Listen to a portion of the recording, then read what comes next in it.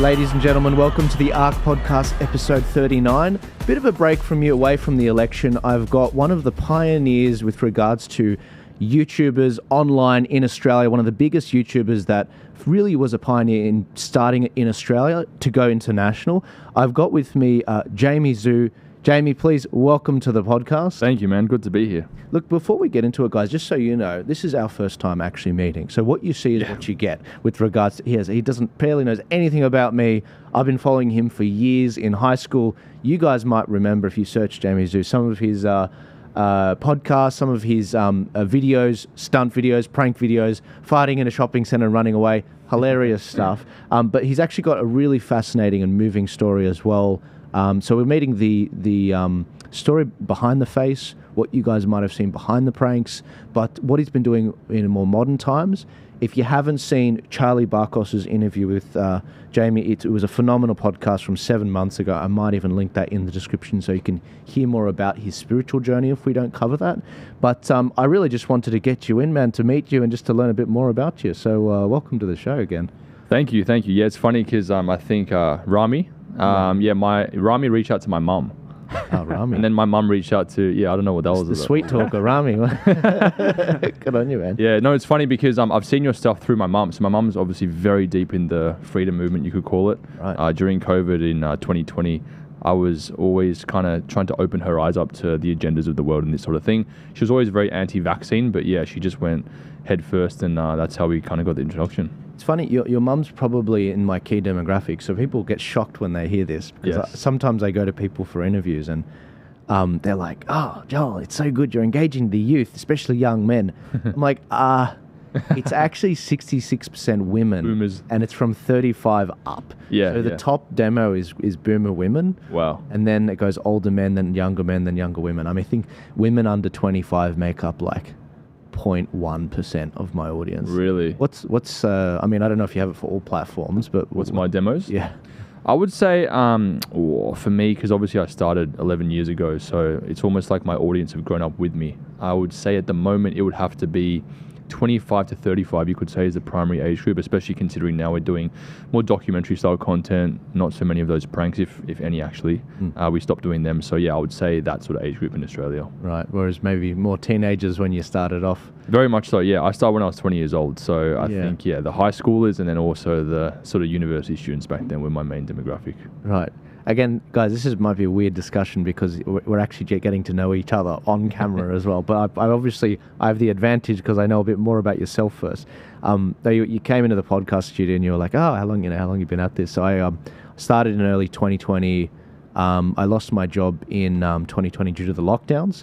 What were you doing before? Construction. So I was in the construction industry for 9 years. I was working with Dad on the sites during school, and then eventually finished my university degree, property economics at UTS. Yep.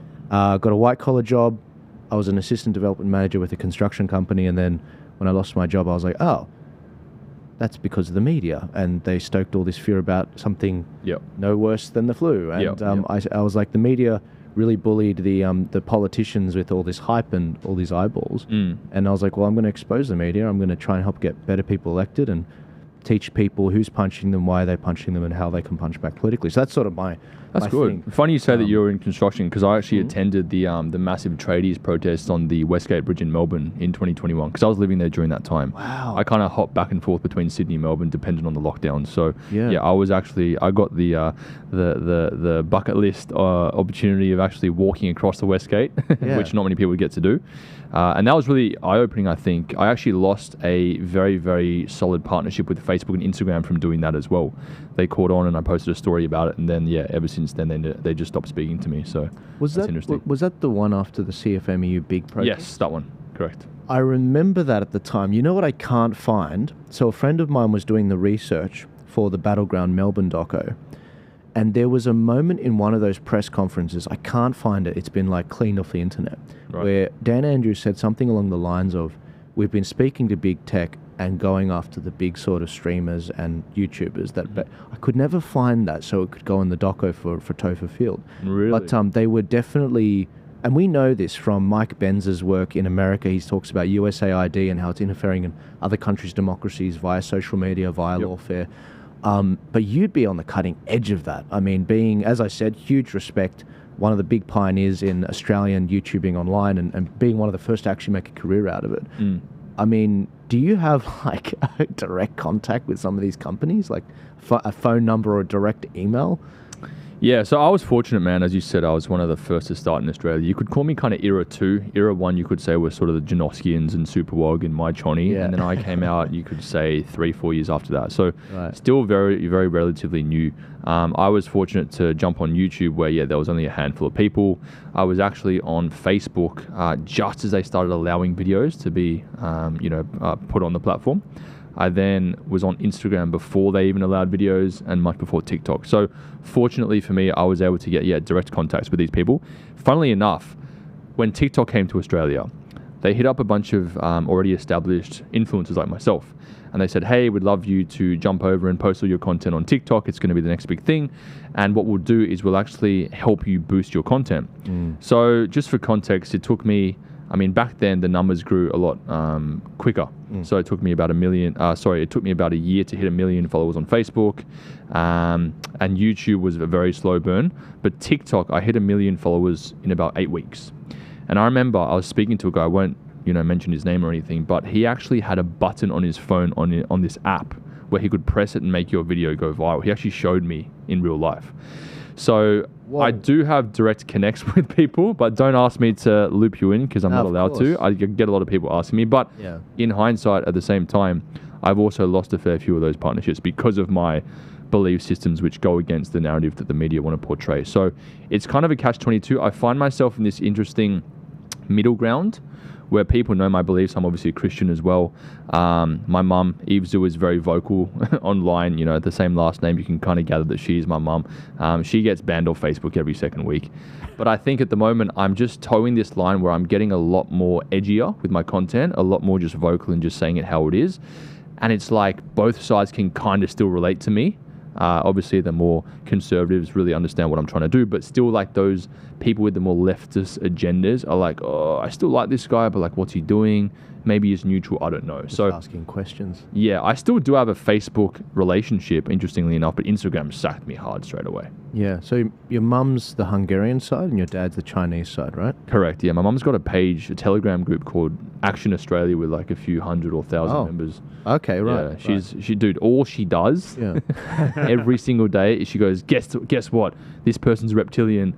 Donald Trump's, this and that. The quantum financial system's coming in, Jassara and Asara, all these things which, funnily enough, as I said before, I actually introduced her into this world, but I didn't even go as deep as she's gone. Wow. So I'm like, all right, Mom, like, I believe in the Bible first and foremost. I'm like, does this correlate with end-time prophecy? I'm not too sure, but I love how optimistic she is, and this is kind of like a new thing that she has moving forward as a passion and a means to essentially save the world. So I'm all for it.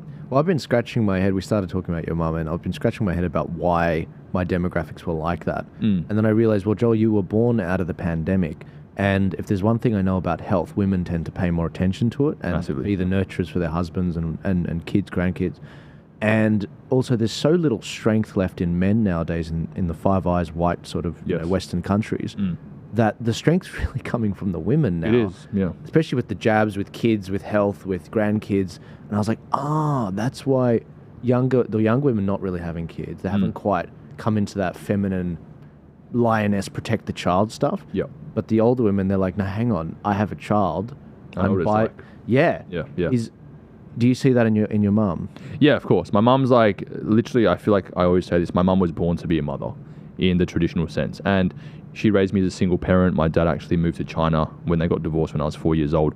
But what I see with, I guess, people that are my mum's age, which is kind of like, mid to late 60s, even younger or slightly older, is that, you're right. When they were growing up, they still had that family union and dynamic that was at the forefront of society, and the media wasn't necessarily trying to tarnish them. I understand the sexual revolution came out as well during their upbringing in some way, shape or form. But I feel like, they're just seeing the hypocrisy of the media. They're understanding how when a society tries to firstly, deconstruct the family unit, but also turn their back towards God, it just creates chaos. And she just knows true-heartedly that it's just not the right way to live.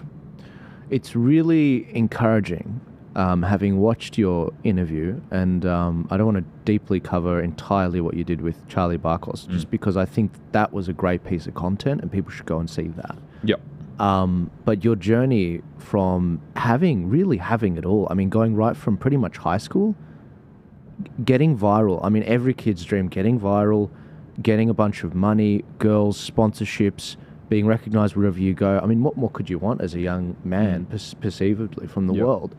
And then sort of working out, hey, I found my way to the bottom. That's actually more to life, having the spiritual encounter. And I'm perfectly comfortable talking about with all the demonic stuff that you talked about with Charlie. I thought that was an amazing thing that's not talked about enough. Yeah. The big question going through my mind with all of that is, why do you stay in Australia and why do you still fight for Australian issues, especially your home in Sydney? Because you could be anywhere. You could go to America, be a big YouTuber there, really anywhere. Just a big question mark. Yeah, it's a good question, man. I mean, I've lived in the UK for a year. I've lived in LA for a year. I've lived in the Philippines for a little bit as well. I just feel as if Australia is a place that's like so close to my heart, regardless of what's happening in the world. Like, I was born here. I grew up here. I'm Australian, full stop. And in terms of the potential of, say, going to Dubai or going to Saudi or going to America, it's obviously always on the cards because I can just pack up my stuff and leave tomorrow if I wanted to, which is, a blessing that I have from God. But I think for me, what I've found is the impact I'm able to create in Australia far outweighs the impact I could make anywhere else. In America, you've got thousands of people doing YouTube. You've got so many guys out there doing what I would do anyway, right? And I feel like there's no one here that's actually willing to step it up and just share their opinions, share their thoughts, and be just vocalized in the sense of what they believe in, besides me and maybe Spanian. Yeah. And Spanian, I love his stuff. I really, Phenomenal. truly advocate for what he's doing. Yeah. He's a new Christian as well. We have a lot of similarities. And I feel like, in Australia, we do have a small population, 25 million people. But at the same time, we were the biggest COVID testing ground in the entire world.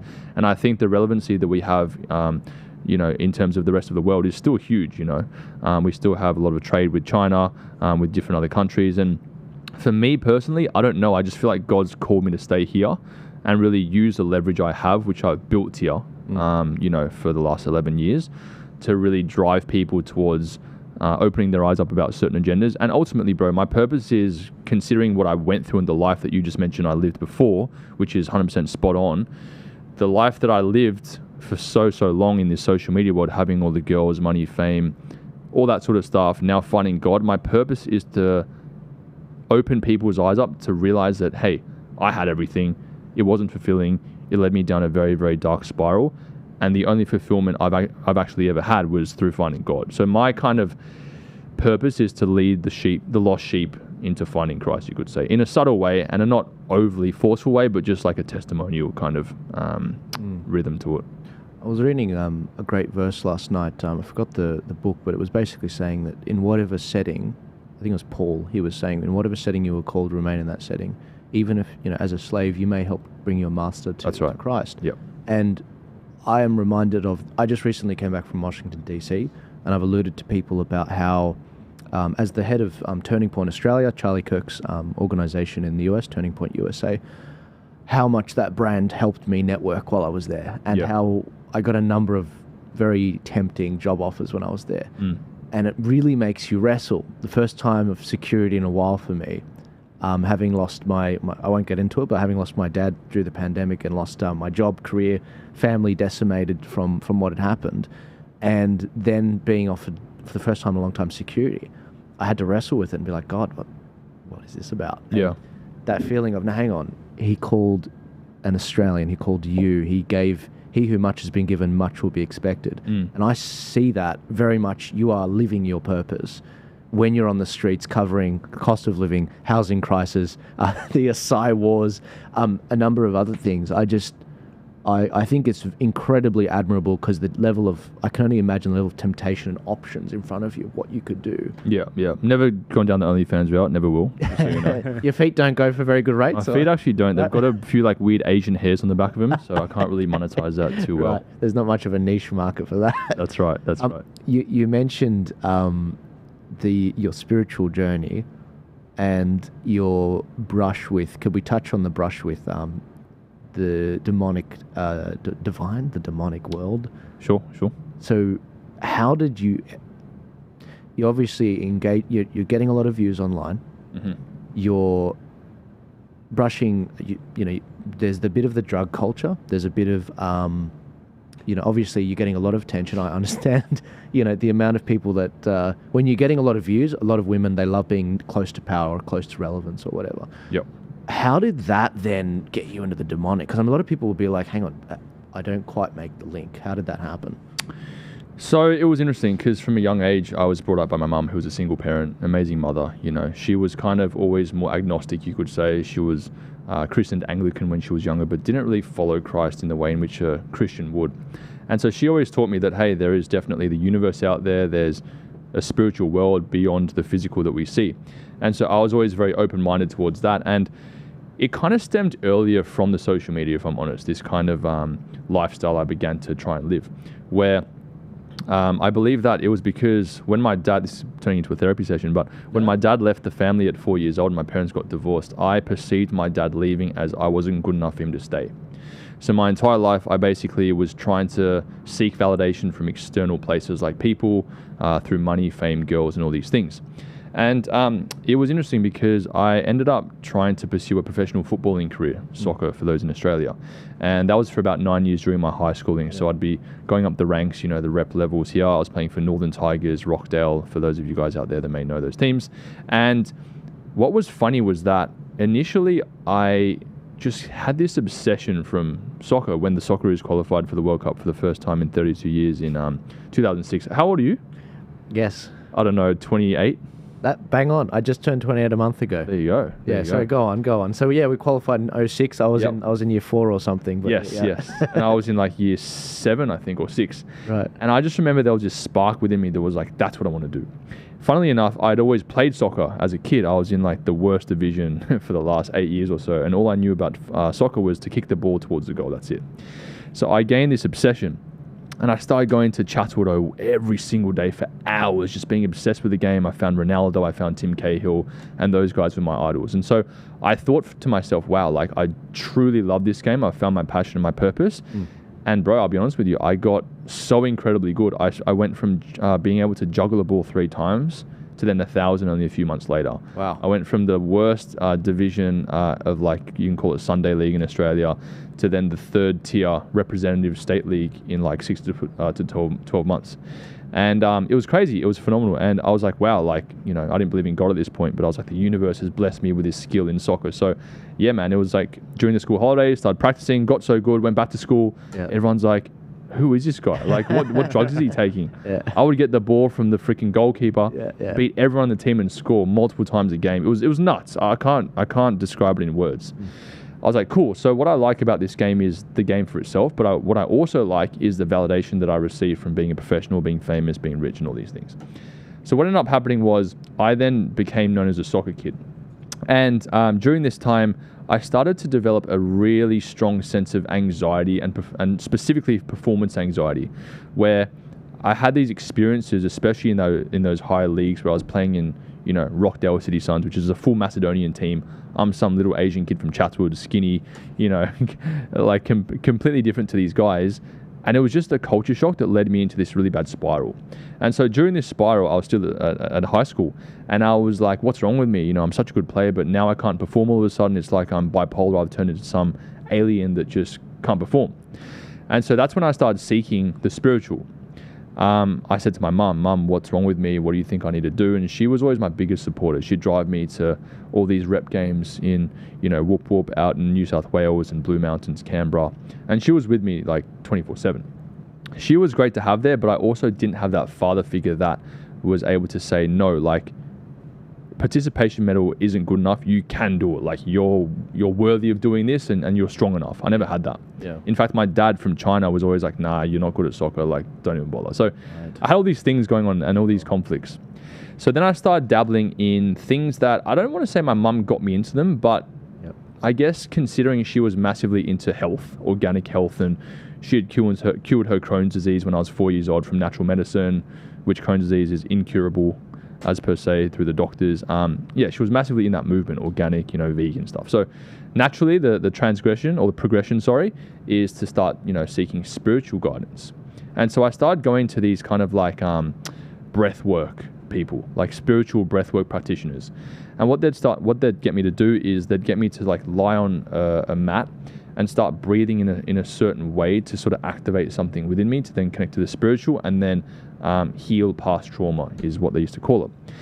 And I was seeing this guy in Sydney for like many, many years. And, I guess in therapy, like I have a very different viewpoint of this whole thing now. But back then it was like, all right, there's different layers to, your trauma and what you've been through and that sort of thing. And it's all about, getting rid of each layer and seeing what's beneath it. But there was almost like never an end goal.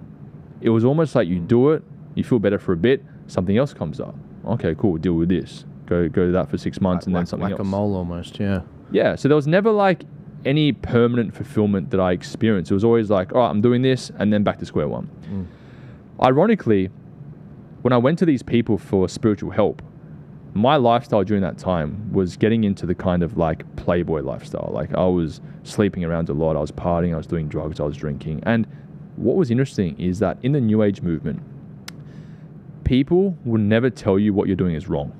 There was never any morality. It was like, if you believe this is you, if you feel emotionally like it's the right thing to do, that's just you living life. That's just you being your higher self.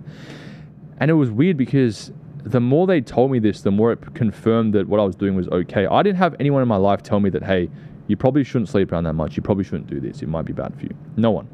And so this led me down even more of a spiral to the point where I was seeing so many people. I went to a hypnotherapist. I started doing astral projecting. I turned vegan.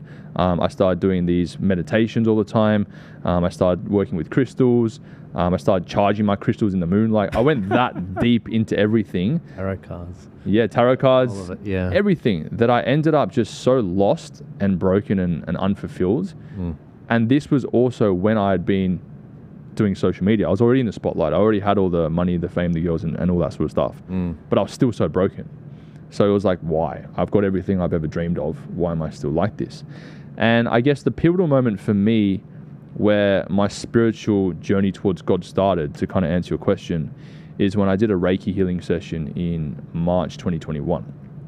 Sorry if this is getting a bit long, by the way. It's just a very... No, mate, I asked for it and you come to the right place, Imagine you've got a bunch of women that are like your mum's age. They're like, oh, no, go on, honey, go on. Okay, great. And older women have better attention spans. Yeah. Because they're not so consumed by TikTok brain as Gen Z is. That's it. All right, cool. So basically, so I've been in social media for maybe 5 to 8 years at this point, and I've experienced everything. I've gone overseas, meet and greets, like just everything that a guy could ever want, essentially, and also a lot of women these days.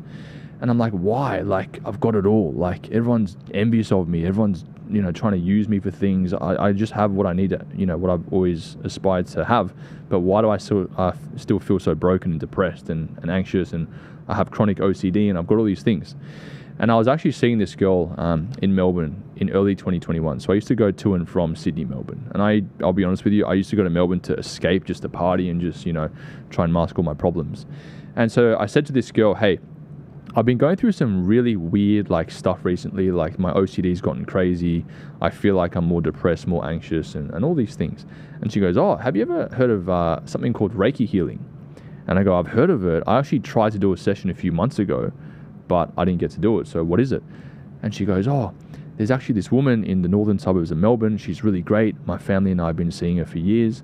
And her Reiki is so powerful that when we go into sessions, often at times, all the car alarms in the street go off because of the power of the spiritual that she's blessed with. And me being naive, I'm like, oh, that sounds amazing. She must be able to, solve all my problems. Let's fang it. Like, what could go wrong? Exactly. And I'll be honest with you, bro, this is a whole 3-hour story. But essentially what happened was... Please go for that.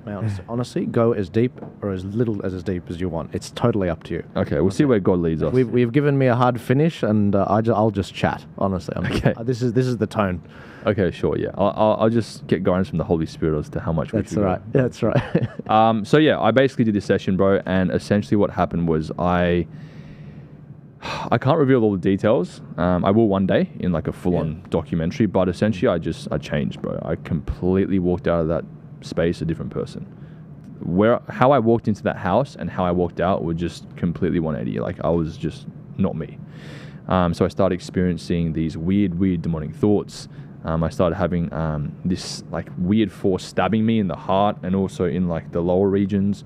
I started having these voices tell me to kill myself. I developed a heart problem. At 28 years old, I had these just horrible like thoughts just bombard me, which weren't mine. And I tried everything, bro. I tried more New Age. I tried the conventional therapy route. No one knew what was wrong with me. And my mom, like, she's been with me through everything, right? And she was so baffled. And it was weird because, like, she's, the person that I love the most in this world. Obviously, my dad's up there as well. But it's like, during this time, something was so strange within me that I wanted to, like, put pain on her. Not physically, but more so, like, emotionally. So every morning I'd wake up and say, Mom, I'm going to kill myself today. Ha, ha, ha.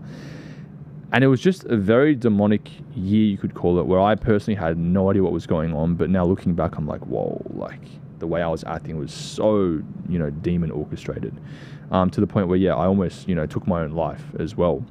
And it's funny because people ask me like, oh, Reiki generally is a pretty safe modality. I know plenty of people that have used Reiki for healing problems and physical, mental, emotional.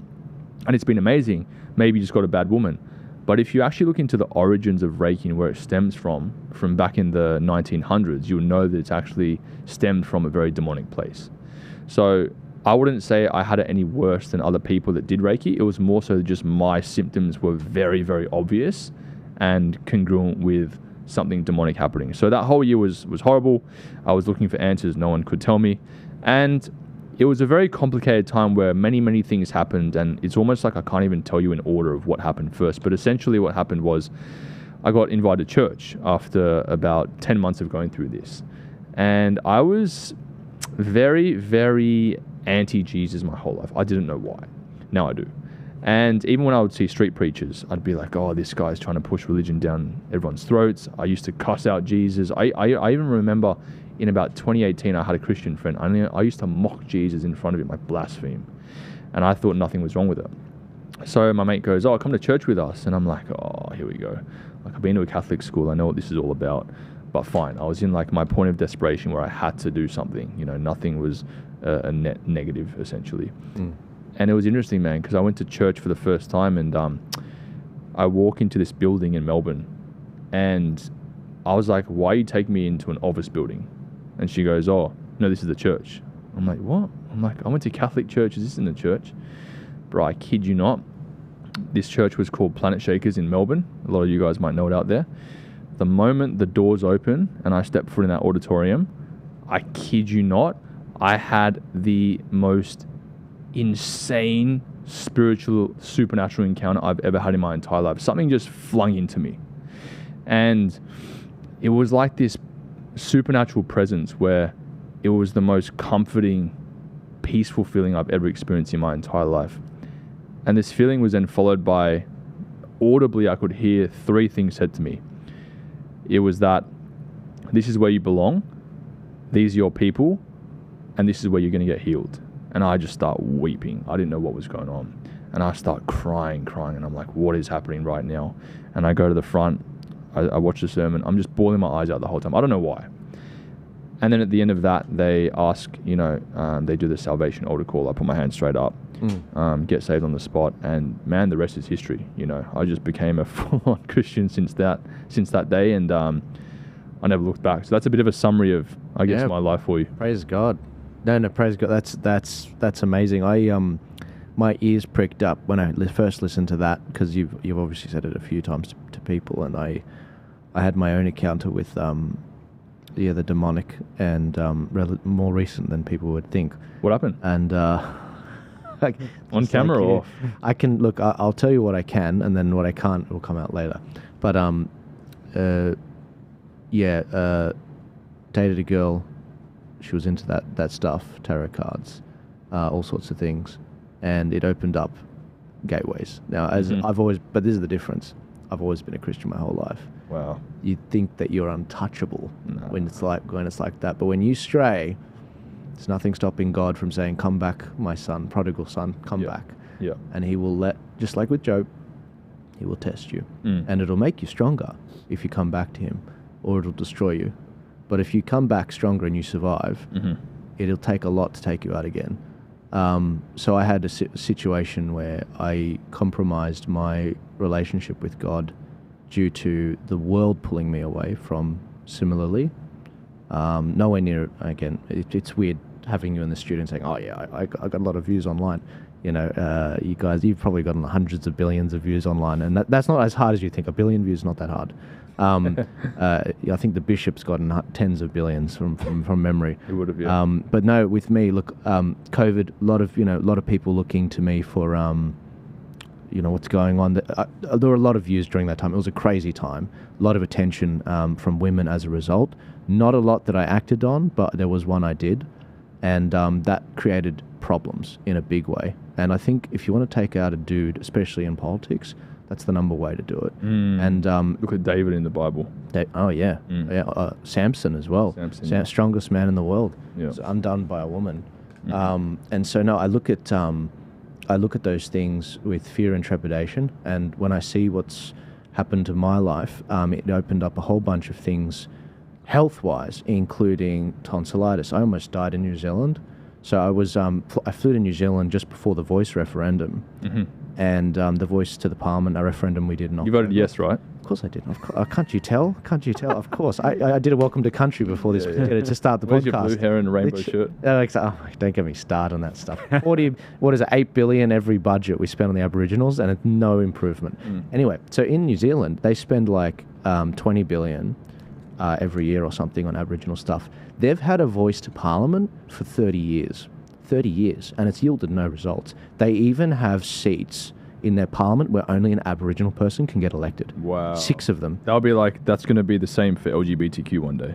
You watch. Well, right before the referendum happened in Australia, it came out that they wanted to do a LGBT voice to the parliament. Wow. So they were saying, hey, what about us? Yeah. And then the Muslims came out and said, oh, what about us? It's like, hey, there'll be quotas one day. There'll be quotas. 100%. In jobs and yeah. So hearing that about New Zealand, voice referendums going on, I'm like, all right, well, let's go see our cousins in New Zealand.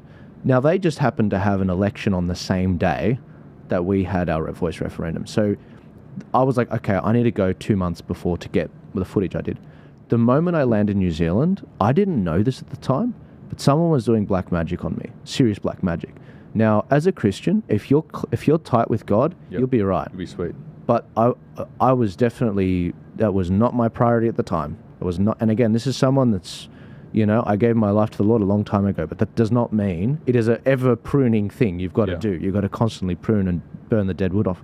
So I get there. As soon as I land, I get sick. I'm like, all right, start the timer. I need to get this footage and I need to get out of this country. I was at a 9 out of 10 in pain because at the back of my throat, if you don't know tonsillitis, your tonsils flare up. I was drinking, eating, taking medicine, breathing out of a 1 by 1 centimeter hole. That's how much it had swollen up. Whoa. And there's interviews that I did when I was over there, some of the best quality interviews I've done when I was there, and you can hear my voice. I'm in those moments at a 9 out of 10 in pain. And again, I've had pain. That was the worst.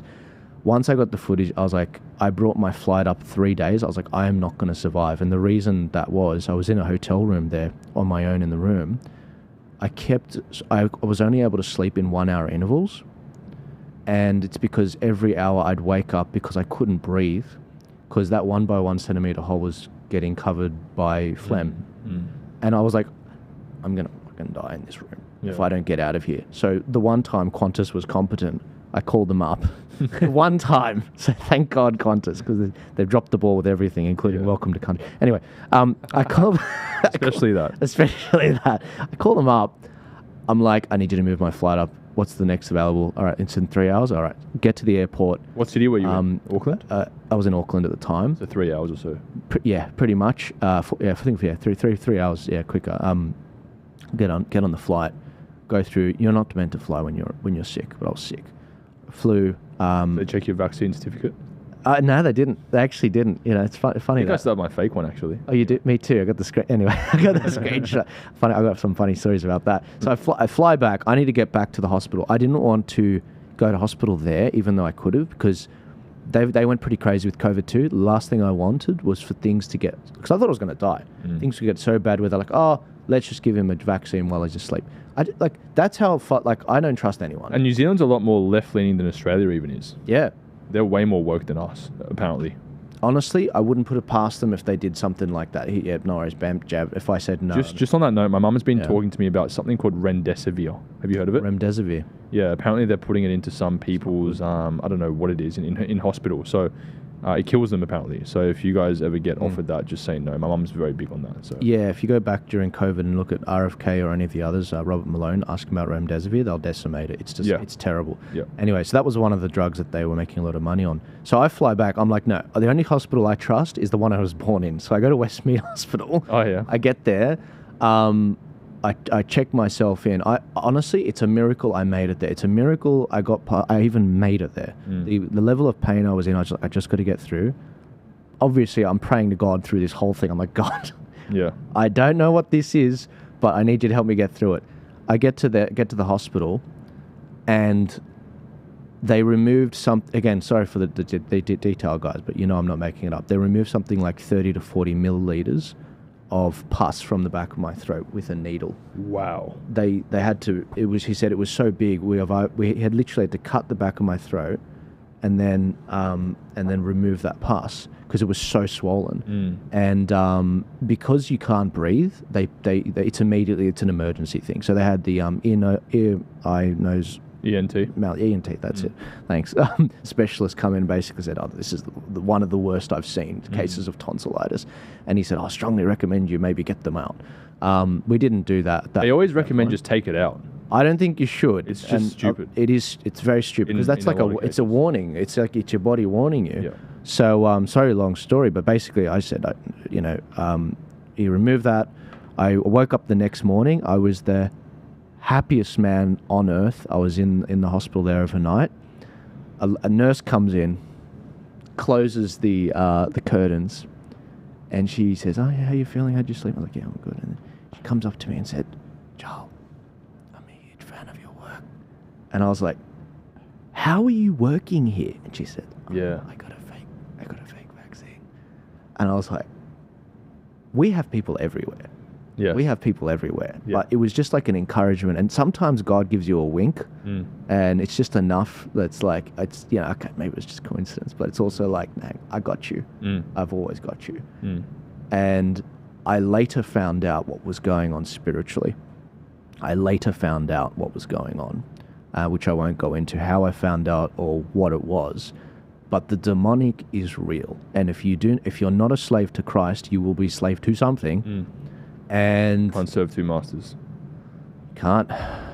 So it was a bad situation, and it helped me closer develop my relationship with Christ. I knew I was always going to go to the bishop's church because we were friends during the pandemic, even before he really popped off online. And I always knew that was one of the only churches that stood up during COVID. I'm going to go to that church. So I started going to that church early last year, and I've been solid, no tonsillitis ever since. In fact, when it was revealed to me what was happening spiritually, I was starting to come down with it again, the same thing, tonsillitis, because it came back a few times. At the moment I knew it was a spiritual thing, because I remembered what my dad taught me, hand on it, it was gone in 30 seconds. I'm not even, it's not even just an online, this is the truth. Yeah. It was gone in 30 seconds. And I realized, Joel, you've been an idiot. Yeah. You have been an idiot. Everything you do, the very breath in your lungs is from God. Yeah. Every dollar you make is from God. The COVID stuff, great. Yep, no worries. You were always a Christian. Okay. But you strayed, and you it's not just about you have one turning point in your life. It's an ever pruning thing. Yeah. So when you were speaking about this stuff, I was like, oh my God, how many people are suffering from this? I just want to validate what you're saying as well, because so many people don't understand that physical ailments or disease or illnesses stems from a root of a spiritual problem. We actually were talking about this in my Church Connect group last week, and we were kind of like, the pastor was like, go on this side if you over spiritualize everything too much, but then go on this side if you over practicalize everything too much. and I was on the very, very over spiritual spiritual side. Yeah. But what I want to say is, yeah, I think that there are so many people out there suffering with these physical conditions, and they're doing everything. It's like if you're building a house on sand, there's no solid foundation. So all you're doing is you're essentially trying to figure out, what's in between the foundation and the top. It's the same thing with pharmaceuticals. It's like, hey, I've got this really, really bad illness. Oh, cool. Okay, you've got this. Yep, cool. So have this drug so the symptoms go away, and just have these for the rest of your life. Doesn't actually solve the root of the problem, does it? It just masks the symptoms. And what I see so many times is that people, they're just so reluctant to even consider that there may be a spiritual cause of what they're going through. I'll give you an example. I've had OCD my entire life. So what will happen to me, and I'm sure a lot of people out there can relate, or maybe people out there have kids or family members or friends. I would literally get so fixated on a worry that it would essentially ruin my life. I've had all things from hypochondria to conspiracy theories. Like, for example, like when I was sleeping around a lot, I was always like so hyper worried I'd get like some really bad STD. And what would happen is, even if I hadn't done anything stupid and I was completely protected, I would still ruminate for days and days and days. And then there'd be this voice being like, oh yeah, but what if that cough that happened 3 hours ago is related? And then I'd go on look up the symptoms, and I'd convince myself thinking I had AIDS. You're going to die in 3 hours. Literally, dude, the amount of checkups I used to have just from worrying about a certain symptom, whether it was like, for a split second, I felt like, oh, was that like a hot flush? Oh no, what's that? My life was plagued. And where I want to give confirmation that this was purely spiritual is that after all the stuff that happened to me that I spoke about just before, I started to do something called deliverance. Now, some Christians may not believe in this, and I understand, but it worked for me, and it works for millions of people out there, especially with physical conditions. Dude, I literally had deliverance, which is like exorcism, through a pastor in Melbourne and Brisbane, and we casted out many demons out of me, which were, essentially plaguing me my whole life. Dude, once that OCD demon came out of me, bro, it's been 4 years. I've not had one single episode of OCD in my entire life. Not one. I didn't go to any other cognitive behavioral therapy practitioners. I didn't have medication. I didn't do anything besides cast a demon out. That's one example. Second example is, I told you how I had a heart condition, which is called atrial fibrillation. And I also developed a digestion problem, all from the demonic stuff that was happening to me. I did a really thorough deliverance session, because deliverance is a journey. It's not like you do it once and you're healed. Sometimes you are, but it's all in God's timing. I remember I did my first really solid one up in Brisbane back in 2023. And dude, after that one session, my heart palpitations that I was having for years and years and my digestion problems completely went away. Completely. Until I then fell back into sin about 6 months later. But that whole time, it was gone. So how do you explain that? Like, yeah, I'm part of a sort of ministry in Brisbane, and these guys see it all. They see people in wheelchairs come to worship nights. They get up out of their wheelchair, they start walking again. How do you explain that? You can't. And I think there's this thing where, and this is one of my biggest purposes that God has called me to do, is really just like, uncover the reality that the demonic is so present. And the more you guys are, opening yourselves up and opening your chakras and praying to the universe and using your crystals, you're actually opening the door to infestation, just like what happened with me and even you. And I think that people just don't really understand how real it is. And if they only look there first, the solutions for their problems could manifest.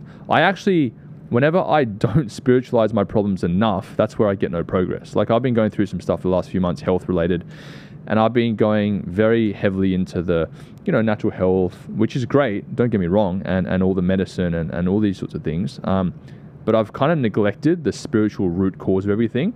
And funny we're talking about this today, because I was praying last night and God was like, I'm like, God, why did this happen to me? Like, what is going on with the physical health?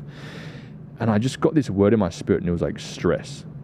And it was also like stress related to something that I was in bondage with in a spiritual way. I'm like, okay, so I'm going to go down the spiritual pathway. Again, another example, actually, one more thing. Yeah, no. Is I've been having these really chronic headaches for a while. And as I said, I've been going down the physical. Nothing's really helped. We're getting older, man. That's what's going on. That's also a thing. We're not 20 anymore. You guys are still young. What are you talking about? How old are you? Mate, I used to have a Glenfiddich, and I'd have no problem. I'd be up at boot camp in 4 hours. Training. I can't do that now. Dude, I went to schoolies like 5 times to film content, and I was there getting hammered, like not sleeping for 7 nights straight, and I was sweet. Yeah. Early 20s. Yeah. Do anything, honestly. I'm 32, right? No, way older. He's way older. I'm 31, but I look like I'm 24. Anyway, so Asian genes. Asian genes, yeah, that's what it is. And mum's organic recess and lunch food when I was 4 to 12 years old. I was always the most boring kid with the most boring food, but thanks, Mum. You're not vegan anymore, by the way, are you? No, I'm not. Thank God. Definitely not. I was going to throw him out. That's part of the woke agenda. I'm hoping to say that he'd even say he's a carnivore diet person. We'll see. I basically am, yeah. You were talking about, what were you talking? You had some health... The headaches, yeah. So I've been having right. headaches for a long, long time now. And I was going too much down the physical and not actually catering to the spiritual. And dude, I just got a bit of prayer and a bit of deliverance last week. And some stuff started coming out. And I kid you not, since then, I've been like night and day difference. I didn't do nothing. I didn't have any new supplements, no new nothing. But from that moment, it's just like, that just validates the spiritual so clearly. And people out there should definitely be more open-minded to it. No, I totally agree. My dad used to run the Sydney Institute for Christian Studies. So he was obviously Syrian, Orthodox Christian. My mum's Maronite, Lebanese Christian. And he did teach the Sydney Institute of Christian Studies, where he talked about God's word in your immune system. And he had a full Bible studies in Western Sydney for 5 to 10 years. And it was really cool because he said, yes, there is a spiritual, but on top of that, look, whilst that is existent, of course, we are still in a fallen world with fallen bodies that are decaying. Not everything is healable just because it's spiritual. We can't, use the, the image is Satan on the curb crying and Jesus being like, why are you crying? It's like, they're blaming me for everything. You've got to take responsibility as well. You've got to actually proactively action certain things. You can't just say, oh, it's spiritual, poor me, and do nothing about it. It's like we have free will. We actually have to go to lengths to do something practically about it as well. And that's what God wants to see from us. So after and I want to help you with the stress thing, because maybe you've already sort of solved it, but maybe some people can find some value in this. So after I dealt with the demonic thing, closed the door, and went on the attack as well for the person that was doing it. So I'm sure they're in a world of hell right now. So you don't take revenge; you leave revenge to God. Yeah. What does God say? Vengeance is mine; I will repay. I said, God, keep your word. Vengeance is yours, repay. I won't take up vengeance. This is on you. So I'd imagine the person's in a world of pain. Hopefully that leads them back to God.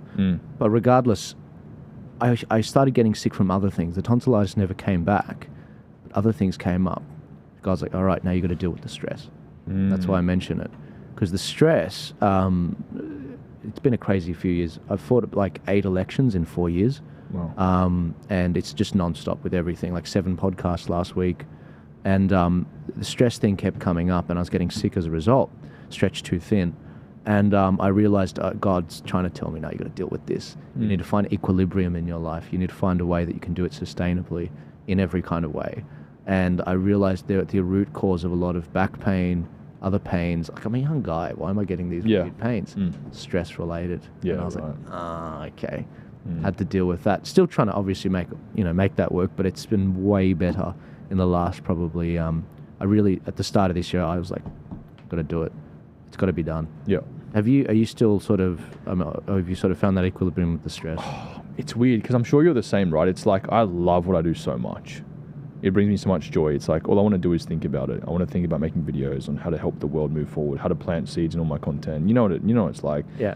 I love going to the gym a lot. I love taking care of my health. Like, I genuinely love these things. So to me, it's like, well, God, like, what do you mean stress, bro? It's like, I feel like maybe there is a certain element of stress, but I enjoy what I do. So how do I not stress? Do you want me just to lay in a paddock of grass for, 1 or 2 days a week? I can't do that. So what I've actually found is like active rest can also be okay. I think it's very individualized, but to be honest with you, bro, I haven't found, this just came up last night. And I think what God's trying to reveal to me is that during the last couple of years of these health issues happening, I didn't ever like take my foot off the pedal. I went harder, bro. Travel destroys your health. Me too. Oh my gosh. Yeah, I got sick as soon as I got back from Washington. It was Exactly. America, same as me. Yeah, every Same time. as me. But it's a grueling flight, 6 hours and then 15. Yeah, but you don't know how taxing it is on the body. It's just so incredibly taxing being in a ball of like electromagnetic frequency for 24 hours sometimes, you know. So I didn't realize that. So after America, like you, late last year, I got so incredibly sick. Almost died. Haven't sort of revealed to people what happened. Yeah. But yeah, it was really bad, bro. And I shouldn't be having these things at my age either. So yeah, I think that, God's trying to reveal to me, like, I actually don't have the answer. I don't have the answer, but I think we're working on it. We're working on it. I just think, like, stop working when your body's telling you no. That's a big one. You talked about active rest. So one of my mates said this to me. He said, "Oh yeah, I go to it." He's a very high functioning male guy, makes like almost 300K a year, and he does very well for himself. Very high functioning. I won't say his profession, but he was telling me, I see a therapist, and it helps me work through certain things going on in his brain and whatever, and because he works very hard and he said, my therapist actually prescribed to me, and it's not one of those modern therapists. Oh, I was going to say. No. She said, no, something that I prescribed and it really helped was they said, you need to be doing more gaming. Oh. Now, gaming gets a bad rap. Yeah. And I understand why, because we all see the extreme elements of it. But it's actually quite therapeutic for men. And the reason why, what his therapist was explaining to him was, at the end of the day, the reason why, because he was struggling to sleep at night, he was just in bed and he was just like, couldn't stop thinking, almost like an OCD thing. And I suffered this as well, so I did what he said. He said, his therapist said, when you game, and even whether it's with people or not, you're actually thinking through your day's problems that have happened, because there's a digestion. Like every day we spend, this might help, every day, because this helped me, there's a fire hose of information in my world and in your world and in his world, in what he does. And so this fire hose of information, there's a lot of digestion you actually have to do. And it's when you think on your own, silent, no music, just a quiet drive in your car. Sometimes when our best ideas come to us. Yes. In the shower, where there's it's literally just running water. Yep. And it's just sort of like a grey sort of noise. Similarly, in gaming, especially when it's not a very challenging game, like I like playing Age of Mythology, Age of Empires strategy games, and there's a difficulty that's like, okay, I've really got to focus, but then there's a difficulty below that, a gear below that, where it's like, it's almost therapeutic. When you're doing that and you're going through the motions, it's fun and whatever, you're actually thinking about in your subconscious about the day's issues, and you're digesting what just this fire hose of information and problems and whatever.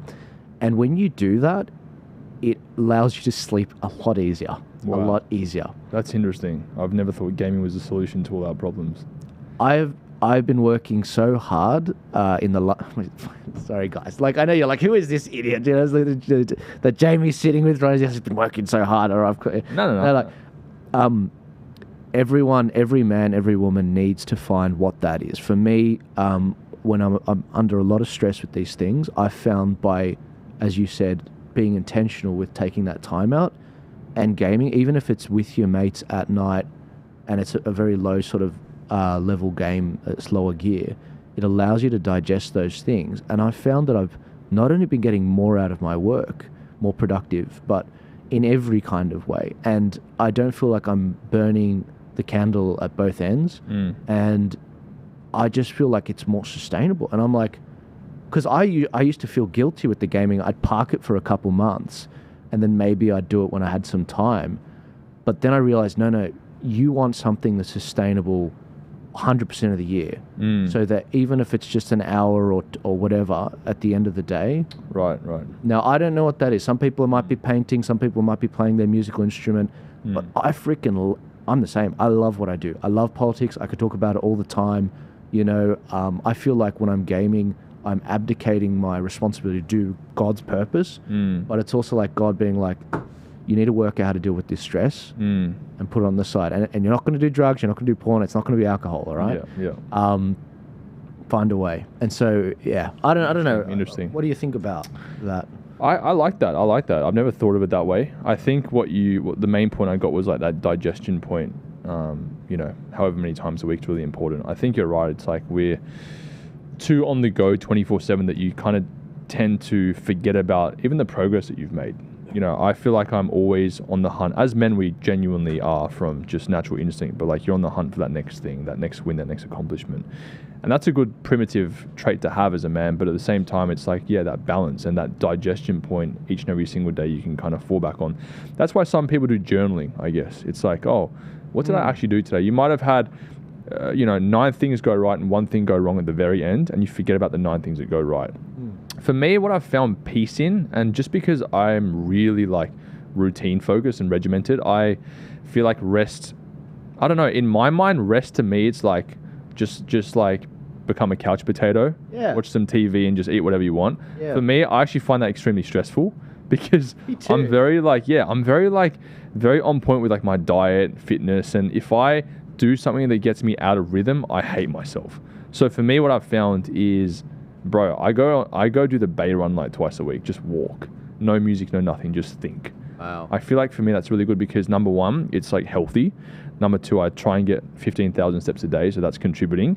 And 3, it's like, I don't know, it's like a nice area where, yeah, a lot of heads around for sure, but at the same time, it's like, I feel like I'm at peace. Yeah. I would say that even serving at church for me is something where I find fulfillment. I don't know about peace though, but I find fulfillment in serving at church. But it's a good question, man. It's a good question. I think I've got to find that definitely. And I think the main thing for me is like when I'm not feeling good, like physically, it's like, oh, I could still maybe do like 75% of a gym session. I'll just do that, But that might not be good for me. It might be like pushing my body too hard. I don't know the answer, but it's good to ponder on. Well, I think, that urge, that drive for you to go and be a high performance male, or even anyone, because it's the FOMO, I should be doing this. There's an opportunity cost. Yeah. In this hour during the day from 12 to 1 p.m., I'm able to do this, this, and this. I was really productive, but at night I'm a lazy slob. I need to be working hard. It's like, no, hang on. I'm reminded of Jesus' words about the Sabbath. Yeah, I know. Like God made the Sabbath for man, not... Yeah, God made the Sabbath for man, not man for the Sabbath. Yeah. And basically ridiculing the Pharisees and saying, hey, you should be, just making all these rules up, basically. And he's like, no, hang on, you forgot the spirit of the law here. When God wrote that, Jehovah, in the Old Testament, it was so that it could serve you. That's why God himself took the 7th day off. Correct. When he created everything. Correct. And so the whole US mentality, grind. And, I think that whole thing just needs and this is what I liken it to. Similarly, and this is going to take a weird turn, when the Aboriginals first came across alcohol, they're like, what the hell is this? They had no it wasn't in their culture to understand the regulatory nature of it. They weren't introduced to it as a kid and whatever. Whereas I don't know with you, but with me, alcohol introduced very young age, at home, safe environment. Some, maybe a glass of scotch every now and then. So by the time I was partying with my mates, my mates were getting drunk and I wasn't. I thought you drink Ark. Ark? Yeah, we do. Some behind you. Okay. But my point is, we didn't have a bad relationship with it. Similarly, and I'm curious your thoughts on this because you've been right down to the bottom with this. I liken that example of Aboriginals first coming across alcohol to young men today, because we grew up, all 3 of us, at a time where it was coming off online porn into, like, we're getting into AI porn, customized porn. Yeah. And sex has no, I mean, to have a wank has become so accessible. And these young men, there's no education about it in school. It's actually glorified. It's glorified. Yeah. I feel like it's been a freaking challenge to deal with this myself with social media and the easy access to different porn sites. But I've managed to be like, damn, it's done, I've parked it. But these young men that are just, bam, you are at a level 10 difficulty straight off the bat, and many of which don't have fathers, many of which don't have those mentors. I mean, how did you get past it? Because obviously... This is a great topic, something that I think not many people are willing to speak about, especially considering the topic of like porn and like wanking and stuff like that. It's almost like that hidden dark secret that so many people have. I think there was a statistic in the US where it was around 70% of male churchgoers all struggle with porn. And it's so true. Like, I just believe that considering now, PG labeled social media platforms like YouTube, Instagram, Facebook are now almost like softcore, getting into the sort of realms of hardcore-ish or midcore, whatever you want to call it, porn. Yeah. And that's so accessible for people that are just online doing their work, maybe come across something, bang. I feel like though, on the topic of porn, for me personally, like I was never fortunate, through the grace of God, I was never heavy into it. I was never like addicted, you could say. I don't know if, I mean, the word addiction is defined differently to some people, but like, for example, I would never do it every day, ever. Max like a couple times a week, absolute max when I was younger, right? And when I was growing up in school, I'm sure you guys agree with me, it was so normalized. It was like all the boys would like send each other videos. Yeah. You'd have it in class, you know, we'd all have laptops and they'd be like, oh yeah, no. And they, yeah. Oh gee, we had CDs back in my day. Yeah, but oh wow, okay. We're talking like the Red Tube days, you know? Yeah. And Reddit, 50/50 as Reddit, well. Yeah, all dude, that stuff. it was very new though, if you think about it, right? Yeah. Online. And I think that what I found was I had mates that were like so deep down the rabbit hole. And what you fail to realize is that with porn, you're essentially desensitizing yourself to the real thing. And what I've actually found since becoming a Christian and understanding the beauty of marriage and having conservative values and only having a certain element of yourself with one person is that like sex is more than lust. And I feel like when you're watching porn to essentially like alleviate those the fleshly cravings you have, it hasn't got any emotional connection to a real life person. So what ends up happening with people is they start being desensitized to normal porn, right? Like say like just man woman sort of thing. And now they've got to get more extreme because that's not satisfying them anymore. So now they're into like, you know, LGBTQ stuff. Now they're into like bestiality. You don't know where it's going to lead you towards. Yeah. And I think that it's like a suffering. So many men are suffering in silence about this issue when no one's talking about it because it's too shameful to even have a discussion. Yeah. I think for me, like you have to say it about yourself and your struggle. Exactly. And that's humbling, and no one wants to do that. Sorry, honestly, like one of the things that I find nobody talks about is actually how much women also go through this thing as well, like porn addiction as well, and getting into all these sort of stages. Yeah. You know, like it starts with porn and then it goes somewhere else, and they really struggle with it. But the problem is women don't talk about it publicly because it's like, it's more taboo for them than for a guy. Yeah, women are far more emotional as well, so they get really caught up in the fantasy and the illusion of like say like fiction and storytelling and that sort of thing. Apparently, that's what I've heard. That's right. Yeah. But yeah, I think I actually would kind of like compare it to real life hookup culture to an extent, because in porn it's like that really sort of like, how do I explain it? It's just something that is so easily accessible and it's like a reward mechanism for doing nothing. Hookup culture on the other hand is like you get to sleep with someone as a reward for actually doing something, but it kind of leads down the same path if you think about it. It just leads to degeneracy and the complete deconstruction of you ever being able to build yourself or grow yourself as a human being into loving one person. Because if you have so much access on porn to different videos and you can just flick through, flick out, flick in to like all these different scenes, all these different people, it's the same thing with hookup culture, because how I was living was almost the same thing in real time. I think just the lack of being satisfied with the one person and growing in a relationship that is beyond sex, and sex being the fulfillment of a marital covenant, has been completely deconstructed by this culture we live in. I feel like, almost just thinking off the top of my head, it's almost like guys that advocate for hookup culture are guys that are also advocating for porn. And the hypocrisy I see with men is like, you know those podcasts like the Whatever podcast or Myron, Fresh and Fit and all them. Even Tate. I like Andrew Tate, a lot of Andrew Tate's theories. Yeah, me too. But some things about like the promiscuity part just don't sit right with me, obviously being a Christian as well. He's a walking contradiction at that. It's like, it doesn't make sense to an extent. It's like, oh, so like girls on the podcast, how many bodies you got? 12. Oh, you're disgusting. How about you? Oh, I've got like 74. Okay, so this guy that's got 74 bodies is contributing to the problem of this girl having however many she has. Yeah. It just makes no sense. And I just think that, like even for me, bro, like when I was younger in that social media kind of like peak, you could call it, that I went through from say 2016 to 2020, dude, I could not for the life of me hold down any relationship with one girl. I just couldn't do it. It's not possible, because how could you compete with the internet? The internet, the amount of girls out there, and it's because I didn't have any understanding of like the difference between porn, hookup culture, and true love and a marital covenant between a man and a woman. I just had no idea.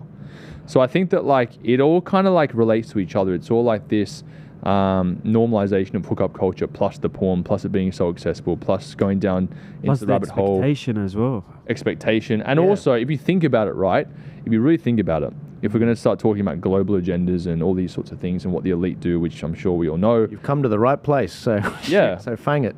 Yeah, I mean, look how much they're normalizing things that aren't normal slowly and progressively. Yeah. In the last 12 months, I've seen, and I'm sure you guys have seen it as well, they're now labeling pedophiles as minor attracted persons to make them more accepted in society. And it's like, oh, it's not your fault you're like this. You know, there's room for you as well. But what that does is that actually deflates the tonality of the crime they're committing with these kids, ruining their lives for generations to follow.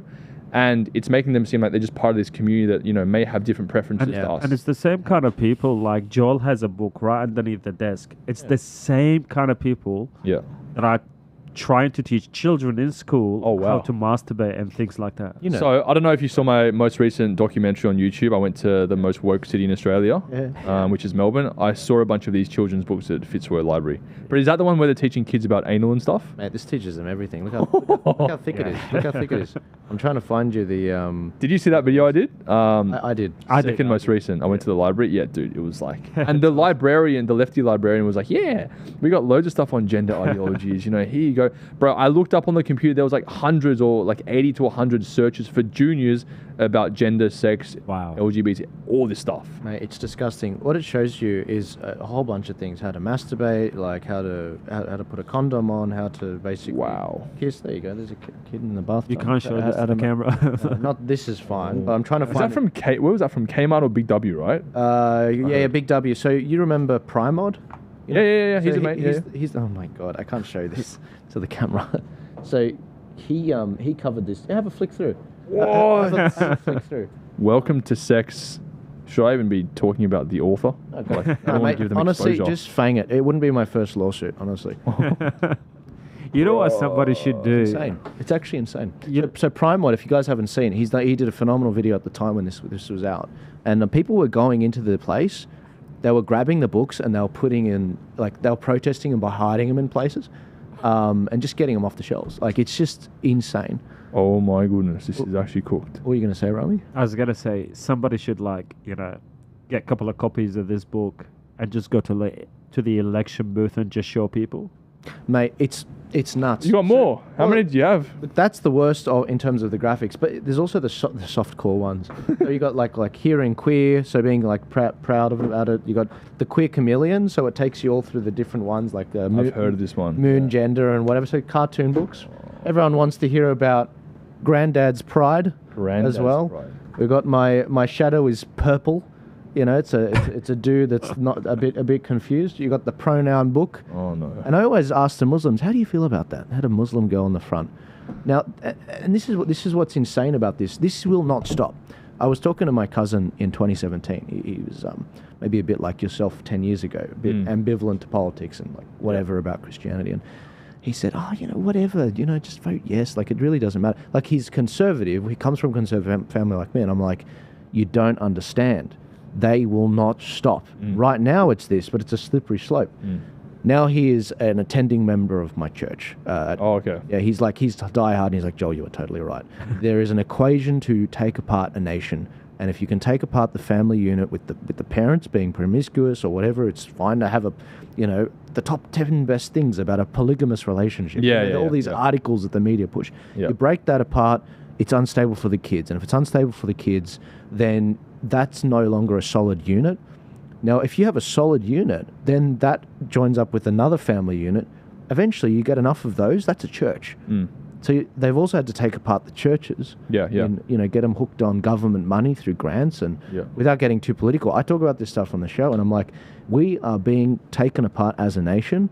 And when I see your videos talking about the general public, about these LGBT videos, you do phenomenally well in them, because you give them a hook, this is what's going on, and you're just asking people's opinion on stuff. And I think it's a real wake-up call to some of the more traditional types. 100%. But if you think about it, I always say this to people, it's like, if you were just a normal Australian individual in society, normal job, 9 to 5, normal basic education, and you just saw these things in front of you, like, without having to think twice, it makes sense on the surface, right? Like, it makes sense, like, oh, you know, gay marriage is fine, you know, Mardi Gras is fine, you know, these people can't help the way they are, like, all, like, oh, you know, like, virus is out, yeah, get a vaccine, that makes sense, 2 and 2 together, you know what I mean? Like, it makes sense on the surface until you start going deeper and understanding what the world actually has in store for us, say, by 2030, Agenda 2030, the World Economic Forum and all their BS that they're trying to come out with, Neuralink, you name it. Like, I'm sure you guys all know about this. And it's just like, it's interesting because I always say this, like, bro, like, if you think about it to the normies, like, it makes sense. And so why would you then put yourself in another category and be like, I'm going to start researching? Because it will, like, it kind of ruins your life to the extent where you start seeing the world very differently. I remember in 2019, I was living in LA, and my friends and I all went to Vegas for a weekend. And I remember I walked into the kitchen one night, and they're all talking about something. And I'm like, oh, what are you guys talking about? And they go, oh, listen, bro, like, I'll be real with you. It's just better you don't know. I'm like, what do you mean? What's this all about? And they go, no, trust me. Like, if you knew about the stuff that we know about, you'll never see the world the same again. And I walked out of the kitchen being like, oh, I wonder what drugs they were smoking. And then a couple, you know, about a year later, this whole COVID thing comes out. And the first thing that was fishy to me was the vaccine, of course, because my mum, she never vaccinated me from birth. I've not had one vaccine in my entire life. Wow. She just gave me the kind of, naturopath drops and herbs and that sort of thing for the same sort of reason, but with no chemicals or nothing.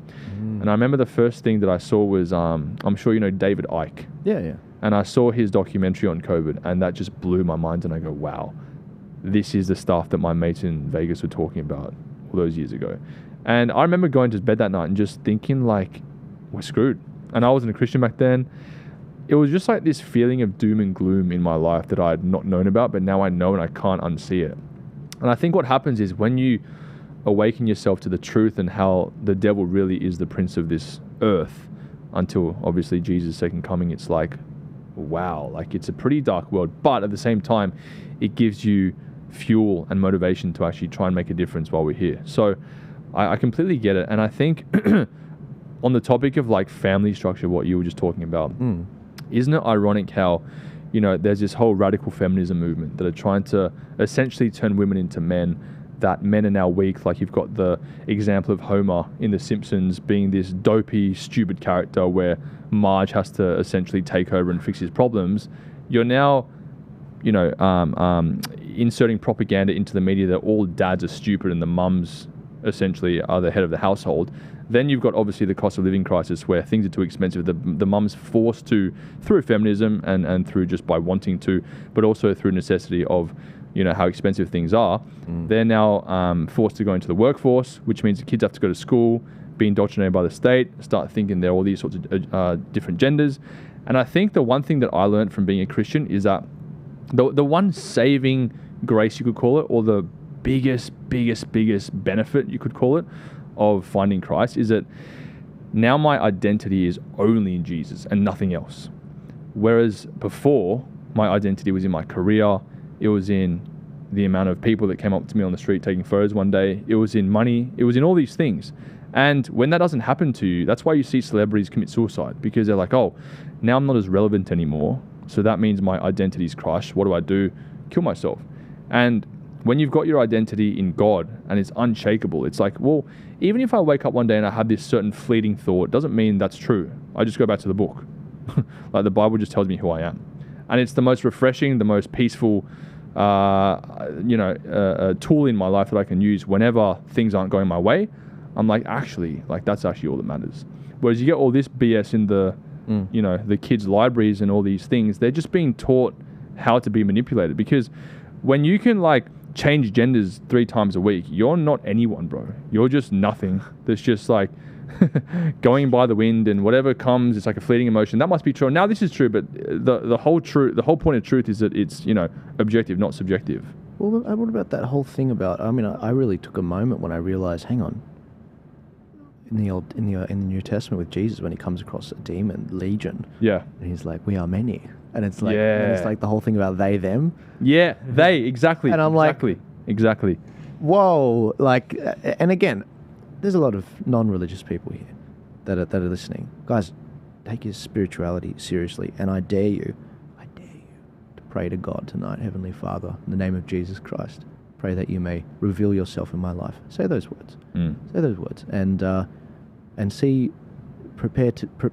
careful what you wish for, but he will change your life for the better. And so I look at these things that are going on in society, and there is clearly a demonic undertone. You spend a lot of time in Melbourne. So I had the great pleasure of knowing Melbourne before and after the pandemic. Oh, Melbourne's so demonic, bro.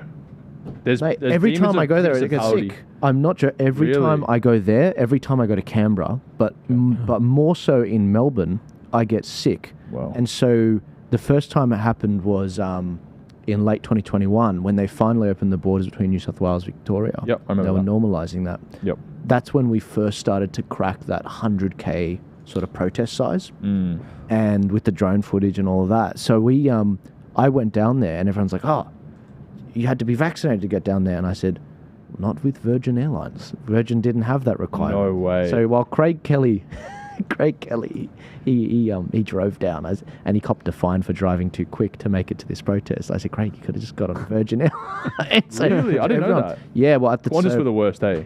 Yeah. Oh, yeah. So, oh wow, there's so much to tell you about that chapter. We had Gladys in Sydney. My mum was stuck in a lift with her post-COVID, and she gave it to her. Sorry, cut you off. Chatswood Chase Shopping Centre. Yeah. Going up to David Jones. Yeah. My mum's in the lift. Door opens. Gladys walks in by herself. My mum's like, "Gladys, did you know that blah, blah, blah," just starts roasting her. That's so and Gladys goes, "I want nothing to do with it," and just completely shunned her. And she goes, "I'm so glad I did that." I need to give your mum a hug.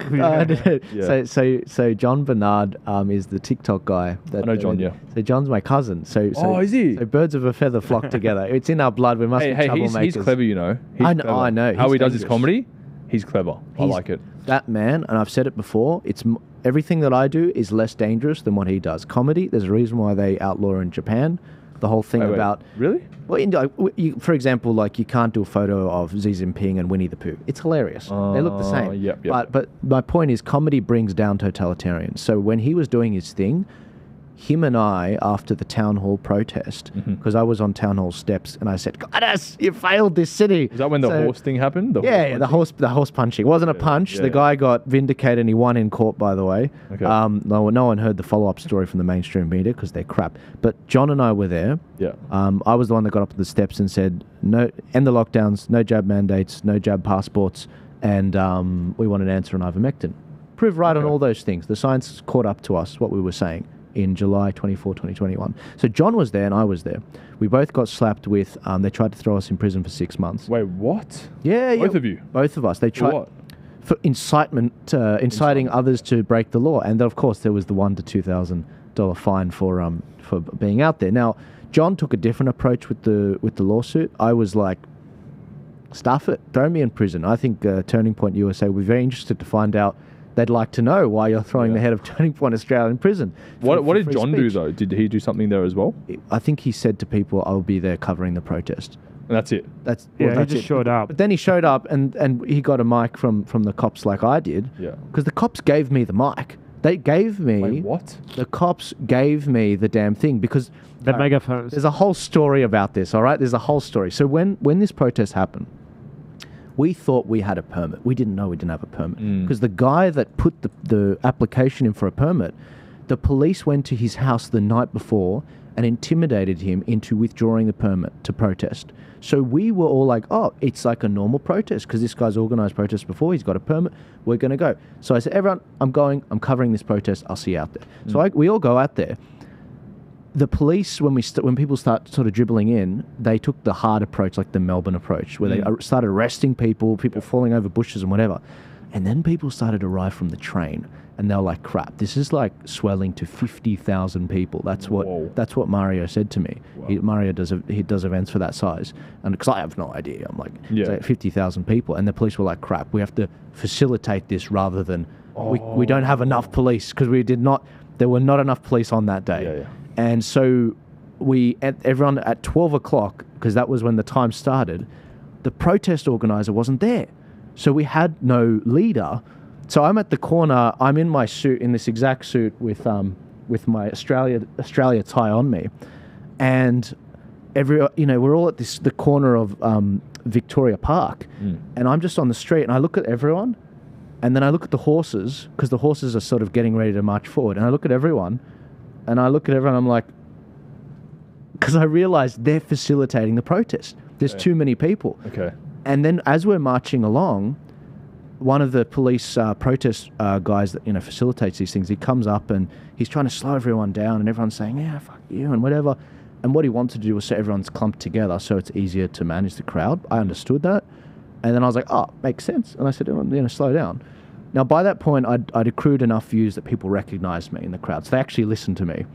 He tried doing it again. Everyone slowed down. They didn't listen. And then they listened to me again. And they're like, he comes up to me. He says, turn off your camera.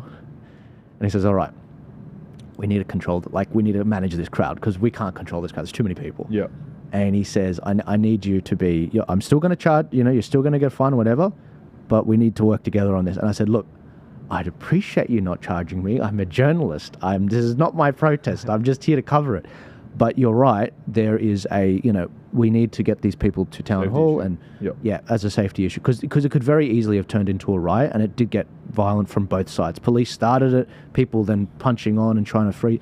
So it was so I was like, okay. So we eventually get at town hall steps. We get there. The police aren't letting anyone on the steps because it's like we're at town hall. It's a center of basically getting on your soapbox and saying your opinion. There's no protest organised, which we didn't know about at the time. So there's no speakers lined up.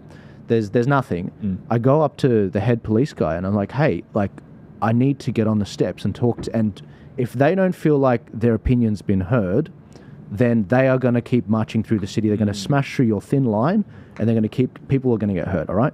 So he let me up on stage. He handed me a red speaker. Didn't work. I grabbed one from the crowd. Someone from the crowd offered me the white one. That's the one you see John use later.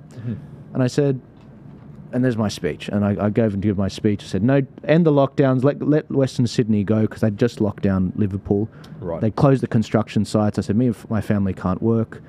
I said, end the jab mandates, no vaccine passports, and wouldn't answer on ivermectin from the FDA. And then we all went home. We were heard, and we all went home. And then they came after all of us. They slapped me and John with, because John said some words while we were there too. They tried to throw us in prison for 6 months. John obviously took the approach that he did. Media tries to come after all of us. They do full spreads in the newspaper. These are the COVID-idiots that organised this. 3,500 buffheads. It was 50,000 people. It wasn't 3,500 buffheads. Wow. And I have the photos and the drone footage to prove it.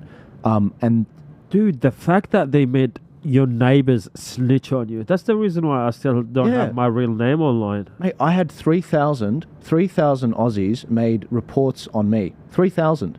They had over 12,000 reports made to Crime Stoppers to try and identify all the people at the protest. And so it's like, what happened to the Anzac spirit? Like, what the hell has happened to Australia? And so, anyway, so look, not to go into that anymore. When the Melbourne protests kicked off, I was like, because what we did was we had to get Gladys out. Now, long story short, the way we got her out was basically putting a whole bunch of pressure on her because ICAC was after her, but she kept suspending Parliament. So what we did was one of the Shooters, Farmers, Fishers guys, member of Parliament, he said, we've got this petition. If you can get it to 20,000 signatures, we can recall Parliament, basically. We can get them back. Wow. So I was like, yeah, I can get it to you in a couple of days. And he's like, don't believe it.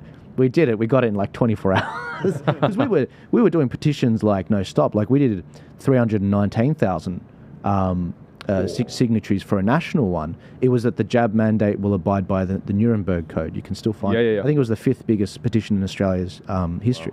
Wow. So we ended up doing that, forced her back to Parliament. Then ICAC got her out.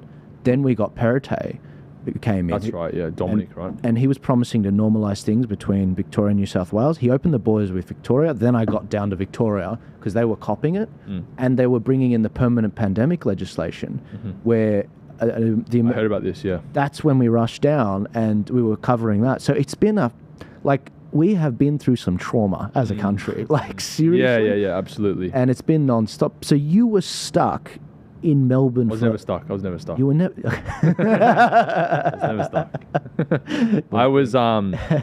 I was living in Melbourne in early 2020. Yeah. And then literally like 24 hours before the border shuts, I go sack this, and I went back up to Sydney. I had to move all my stuff out of my apartment through just a remove list company that luckily my friend actually had. So he had to go into my Melbourne apartment. I was filming that day, I remember, in Sydney, because Sydney was open. Yeah. But the bad Melbourne lockdown, the first one, I wasn't there for it. Praise the Lord. And then what happened was when Sydney went into their really bad one, I dipped back to Melbourne. And so Melbourne was still in a stage 4, but it kind of been subdued to some degree, because Melbourne was just like, everyone there was just so used to being in a lockdown all the time. So I kind of copped, you could say, the lesser of the stage 4s in both areas. I was going to ask you though, considering everything we've been through, and like, of course, you know, how Gladys has now become not the Premier, which is amazing. What are your thoughts on what's next? Because I feel like in 2025, everyone's like, oh, that was a thing of the past, you know, it's never going to happen again. But I actually have a different opinion. I actually think it's going to get potentially worse.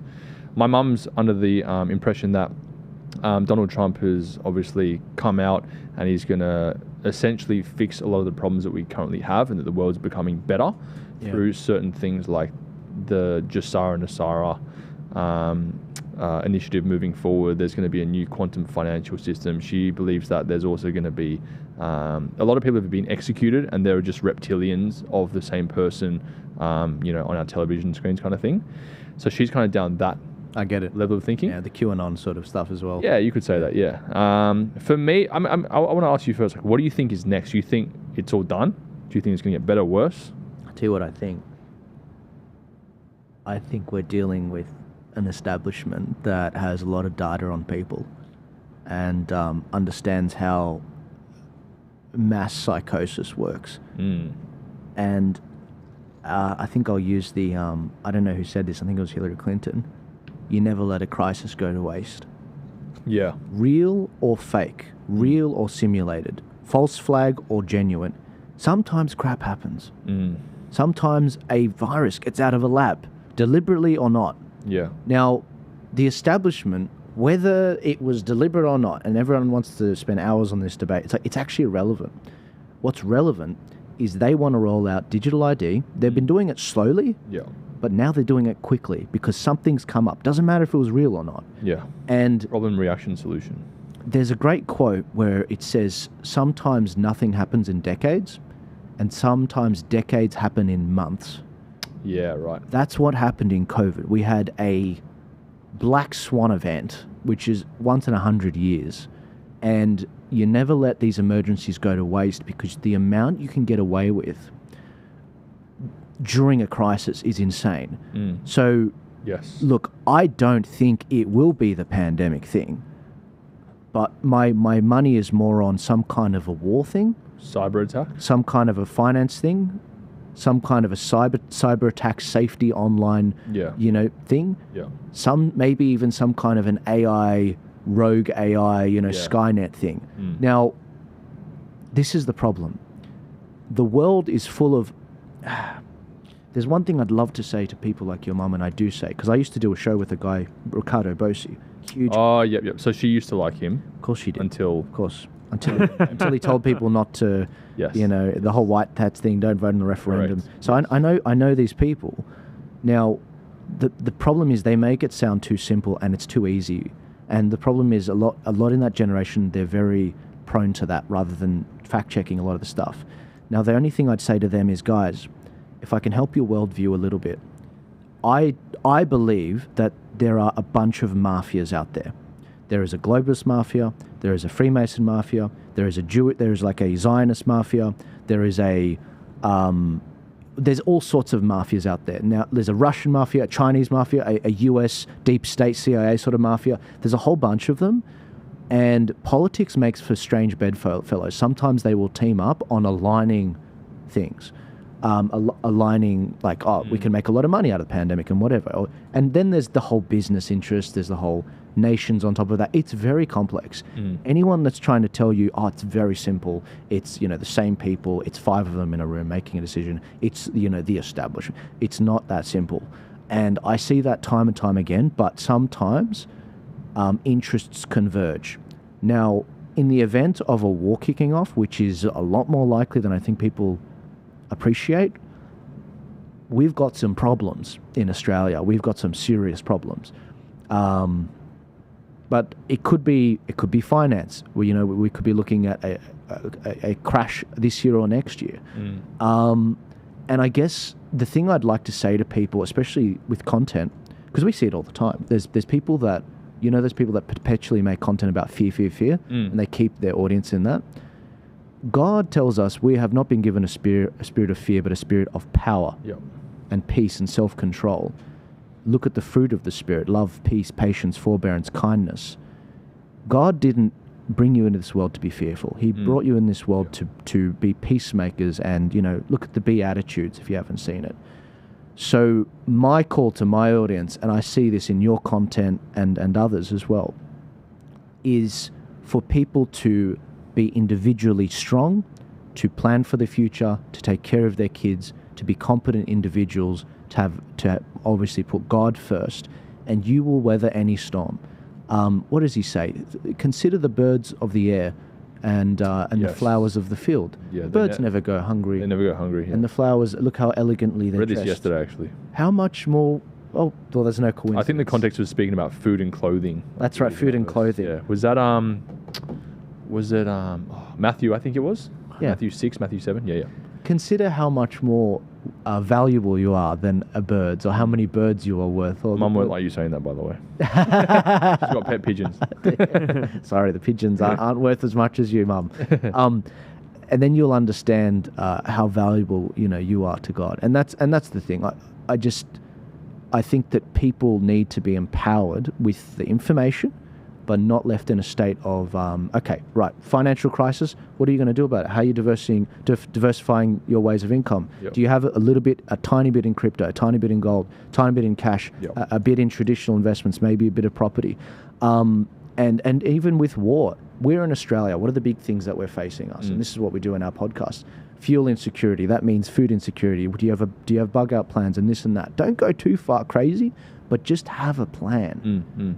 That's my approach to you. Sorry, it's a lot. That's my approach to your question, because there's so many things it could be. Yeah. It's very complex, I think, to answer the question in one sentence. I think where I'm coming from is I kind of see this like division that's being created from COVID, right? It's like now you can stereotypically just address someone and understand what they believe about the world just from how they look or what they believe about one minor issue. For example, if you're a big advocate of booster shots, you're probably, an advocate of gender ideology. You're probably an advocate of, certain other political issues that fall into that category of, say, more leftism.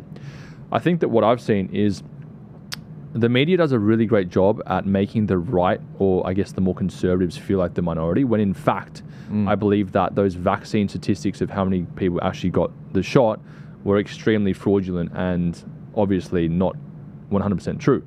Just like what you said about how you guys had 50,000 people at that protest, but the media covered it was only 3,500. That's right, yeah. So I think they've kind of realized there's definitely, I kind of look at it from top down, there's a very, very strong satanic agenda for planet Earth, which is obviously what the Bible has also prophesied. But I think that what they've done potentially, I don't really trust Donald Trump completely. Me too. Because I feel like he could be controlled opposition. I feel like there was that gap where everything was turning so far left to the point where there was just nowhere for more conservatives or Christians or even Muslims to place their, their trust in any sort of political leader. So what they've done is they've been like, all right, I think that we're moving maybe a little bit too fast into the sexualization of these ideologies, especially on the kids and all these different gender minorities. Let's put out someone into the public eye that the right wing can also can essentially advocate for, but to their own demise. Yeah. Because I don't trust, bro, when I see Donald Trump in The Simpsons becoming president. you would have seen that scene on the escalator when there was someone holding up the sign, they dropped the sign. The exact same thing happened in real time. Yeah. How do you put two and two together, Yeah. Was he assassinated in The Simpsons as well, or...? Was he vaccinated? No, assassinated. Yes. Oh, he was. He Yeah. was. He actually But died. Yeah, actually, yeah. I'm just saying, like, I don't trust these political leaders at all. Yeah. Also, I think when Trump was being sworn in, he didn't have his hand on the Bible either. He just held his hand up. All these different things, I just believe, are related to potentially the agenda, or, you know, the elite, you could call them, just putting someone out there in society for the people that aren't on their side yet to then be on Donald Trump's side, you know, consider him almost like the Messiah, and trust everything he says, advocate wholeheartedly into every policy that he comes out with. But then at the very end of it, you know, it's actually going to lead to our own, just a negative pathway. I think what he's done, where he's come into office and he's obviously declassified how many genders there are and all these different things, obviously that stuff with the border, all the conservatives are like, oh, here we go. Finally, someone actually understands us. They're speaking our language. We're going to be all in for this person. But we know how politics works, you know. It's not he's really... sending the army home. Is he? No. I'm saying he's sending the MAGA army home. Yeah. It's like, we're job done. That's right. Right. Break it up. Exactly. So I feel like there could be something in there where I don't trust him completely. I think even someone like Andrew Tate that's come out during this entire, you know, COVID debate and obviously vaccine division and all these things was very timely for the same reason, right? It's like, oh, here's someone in society that really resonates with the people that don't agree. Great. As I said, I really like so much of what he says about the world and his values, but I just don't trust people, especially when they're doing these ones all the time. Yeah. You know what I mean? Yeah, me too. Whatever that means, especially anyone that rises to fame so quickly. And I don't doubt maybe he did it for good reasons. I have no idea, but I'm just saying, like, I sleep with one eye open in these sorts of situations. So I think that moving forward, what COVID was potentially a testing ground for people at the very top to see how gullible the public was in certain countries. I know that Australia was definitely one of those sorts of testing regions where we just proved to ourselves and also the government how lazy we are at actually standing up for our own rights, and so they can utilize that as fuel to then do the next thing. I believe the next thing could potentially be a cyber attack, because I do remember only a couple months before COVID came out, Bill Gates did a COVID simulation. They've also done a cyber attack simulation, and Klaus Schwab, whatever his name is from the WEF, always talks about the cyber attack. So I feel Event 201 or something weird like that. Yes. Yeah. One of those one was COVID, and then the next one was the cyber attack one. Yeah. Correct. So I don't know. I've got my eyes open for like anything, but I really agree with what you said, because I see, especially in the Christian community, a lot of people, like my mate goes to a very heavy Baptist church, for example, and a lot of the guys there I've noticed are very fear-driven. It's like, oh no, like we're doomed, you know, look at what Revelation says, end time prophecy, this is going to happen, the mark of the beast. Whether you're, you know, pre or post-tribulation theology, it doesn't matter. It's like the world is going to get worse and the only savior is Jesus. Agreed, completely agreed. But in saying that, I still think that there's so much we can do. It shouldn't actually de-equip us with what we can actually do moving forward, which is why I've now been like, you know what, 2025, I'm just going to full send it with my content. I don't care what happens with any deals I have or any cancellation, whatever it is. But I just feel like I see a lot of the time in the Christian movement of this like fear and almost like just inability to get anything done now, because, oh no, like look what the Bible says, we're all doomed, so let's just not do anything. Let's just oblige. But that's all BS, bro. Like I feel like at my church and other Christians I'm around now, we're like very, like yourself, very proactive in like what we can do in the time that we're here, because we don't know what tomorrow is gonna, you know, what's gonna happen tomorrow. So I feel like that's how I see the future moving forward. I don't know what I'm going to do when I have kids one day, because I don't want them to be in these normalized schools which are teaching them all sorts of things. But I'm teaching for sure. Yeah, so that's just what I see, man. But I agree with you. You've got to diversify in many different areas. No, and look, that's what, you know. Obviously, I've decided to deal with we're faced with political problems in Australia. I'm trying to provide political solutions, more information, transparency to voters. We've got an election coming up on the 3rd. Yeah, who are you voting for? We'll get to that in a sec. That's a whole. Once you got me on politics, that'll be interesting. But in short, freedom parties, and then you know, hopefully we can see a Dutton government who's kept honest by a freedom crossbench, like One Nation, Libertarians, and maybe trumpets pages or whatever. We'll come back to that. On Trump and on some of these individuals, Nigel Farage, who I personally have met and we did a tour with in Australia, so I spent a lot of private time with him, and Tate. I think with some of these guys, and it's funny because Tate kind of said it about Trump in an interview with Candace Owens, sometimes they are the guy that's meant to save. They are actually the one God sent. Right. And then all the pressure gets put on them, and then they've got to cut a deal. This is how Tate put it. Okay. Sometimes they've got to cut a deal with some of the mafias in order to beat most of the mafias. Does that make sense? It's not as simple as people think it is. You're right. All you can judge people on is their actions, because we're talking about politics. Talk is cheap, but actions carry consequences. And when they put a flag in the ground saying, I'm securing the border, you are making enemies of the business community who want lower wages. Yeah. Trafficking. Tariffs. 500,000 people die every year in America from fentanyl. It's more than the Americans in the wars. Wow. I mean, like these are serious money going through this, and there are people that are losing money from this that can mobilize weapons to take out Trump and everything. So there are, I'm not totally on the Trump train. I'm on the Trump train, but I have a healthy skepticism of anyone. As you said, Jesus Christ is the soul savior, not Trump. He came 2,000 years ago, and he saved our souls. But at the same time, God does send individuals that are uniquely talented. I don't think the establishment is capable of cultivating an individual like Trump or Tate or yourself. I don't think that it's even in their power. They're not creators. All they do is they come in later in the game. They're like, all right, what is it going to take? Women, blackmail material, like what happened with Epstein, where he films you with a little girl. You don't realize it's a girl, a teenage girl, and then they've got this for you forever. Then they control you. It's a lot more common than people would think. Is it going to take money? Is it going to take, this or that, like killing them or whatever? But don't you think that like they would have the best, most high-equipped, most experienced psychologists in the world as well, to just know what would make someone believe someone like, say, Trump? I'm like you. I'm a massive advocate for Trump. I love him. I think he's done amazing so far. And I'll continue supporting him. But I'm just always skeptical. It's like, okay, these guys at the top, they have infinite money, infinite power, infinite resources to trick us all into thinking something. I don't know. I'm not saying it's true. Consider how difficult it is to make a good YouTuber and a good orator and someone where they've got a certain past. How difficult it is to then run a successful channel, be authentic, and because your audience knows straight away if you're not being authentic. My audience knows straight away if I've taken money from, for example, let's say the Liberal Party. They give me money. It's like, oh, why is he going so soft on the Liberal Party now? People know, they're smart. And the thing is, with a guy, I don't think the establishment is capable of building someone up to the point, and then they have to sort of get them at the end and be like, all right, now that this guy's a threat, there's like a 5-year there's like a 5-year watching period. Let's put it that way. And then they're like, all right, what do we have on him? Nothing yet. All right, well, we're going to need to start tempting him with this. Now look, maybe that Trump, some people have speculated that what's happened with Trump is he made peace, and this is what Tate said. He's made peace with the Zionist lobby. Now, I have no idea. And they've said all sorts of things about that because he's making all these concessions to Netanyahu, pushing Netanyahu's chair in. Netanyahu was the first one that saw him after the assassination attempt. I don't know, but we've got to judge the man on his actions and what he's doing. And I say the same thing about the other saviors in the Five Eyes countries. So you've got Pierre Poilievre in Canada, you've got Nigel Farage in the UK, Winston Peters in New Zealand, and in Australia we don't really have a Trump.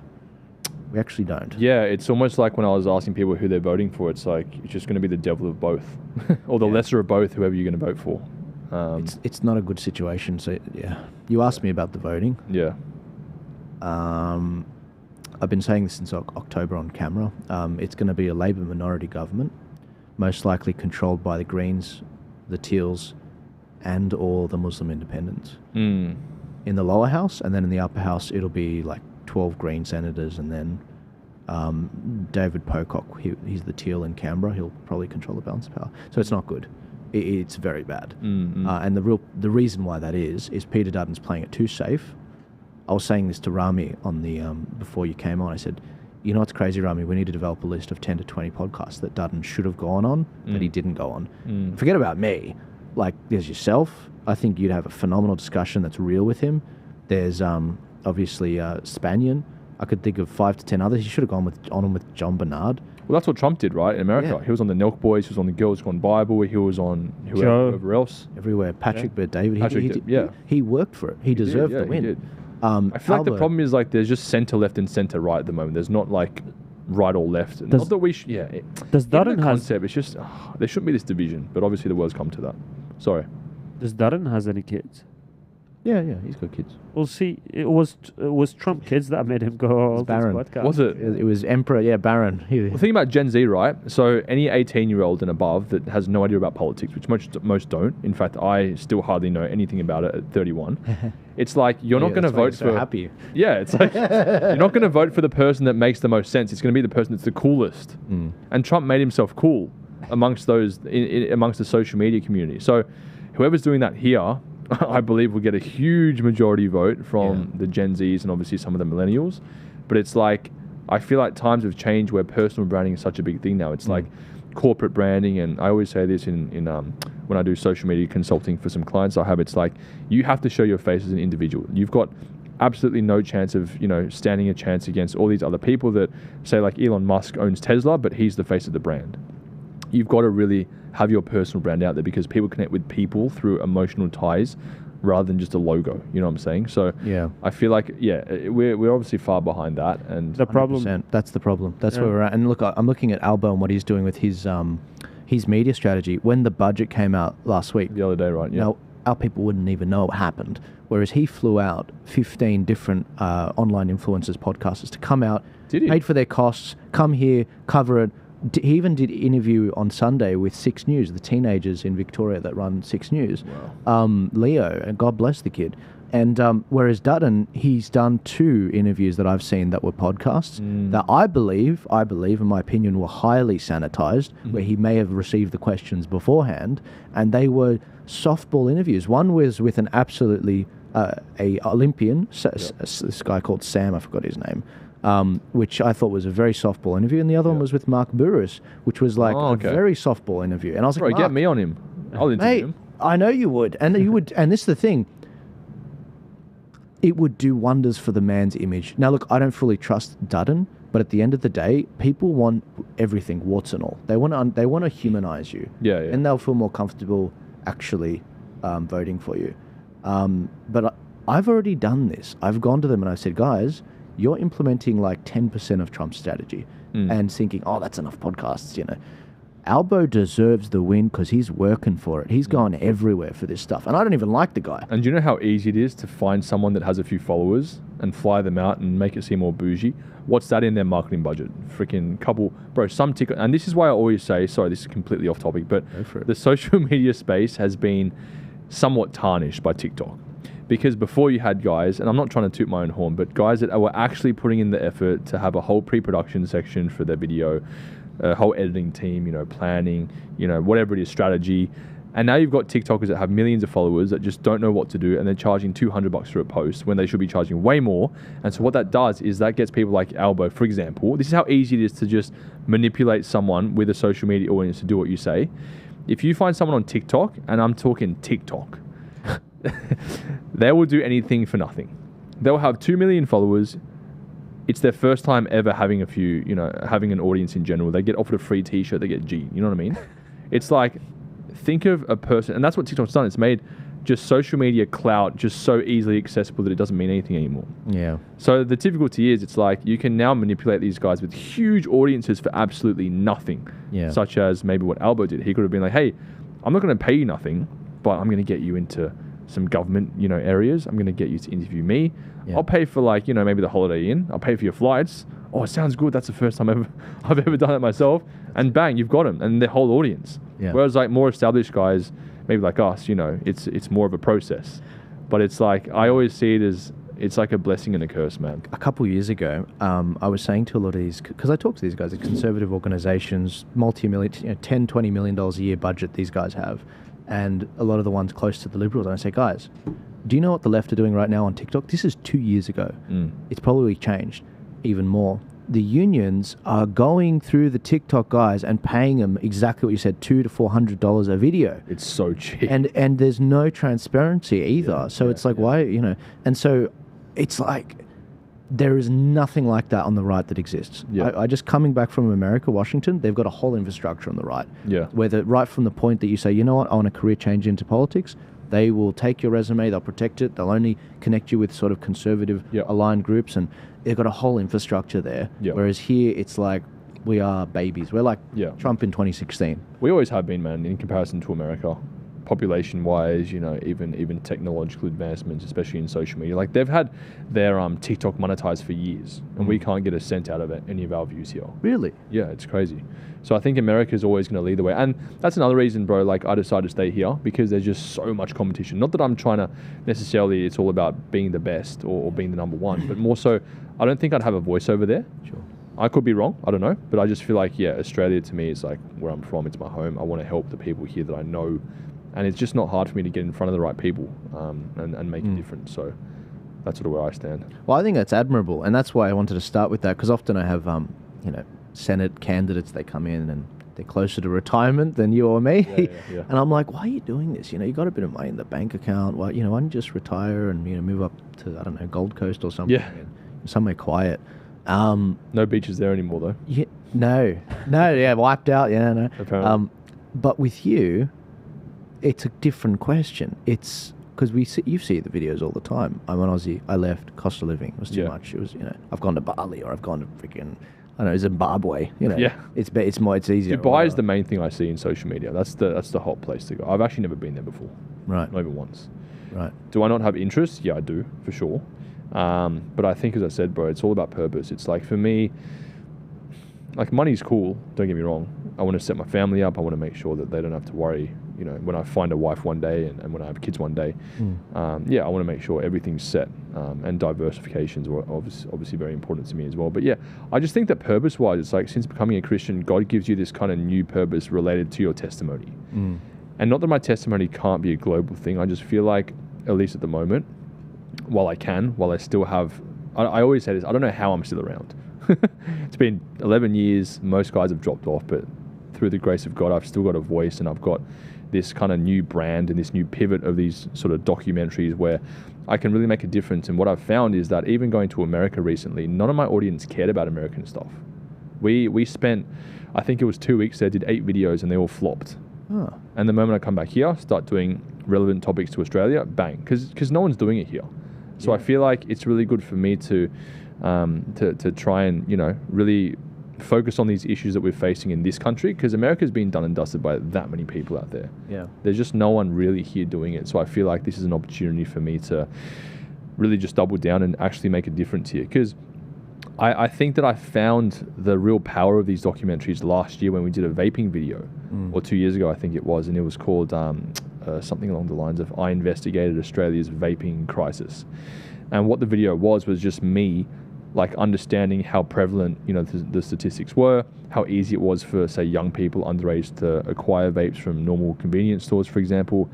And what ended up happening was we actually got contacted by the Australian government that was doing an anti-vaping campaign, and they're like, man, you don't understand how your content has just completely, like, shifted the minds of those out there in the public eye on their stance on vapes. And we're like, wow, like, these documentaries are actually shifting people's perceptions, not just a couple of views here and there and a bit of revenue. So that's kind of why.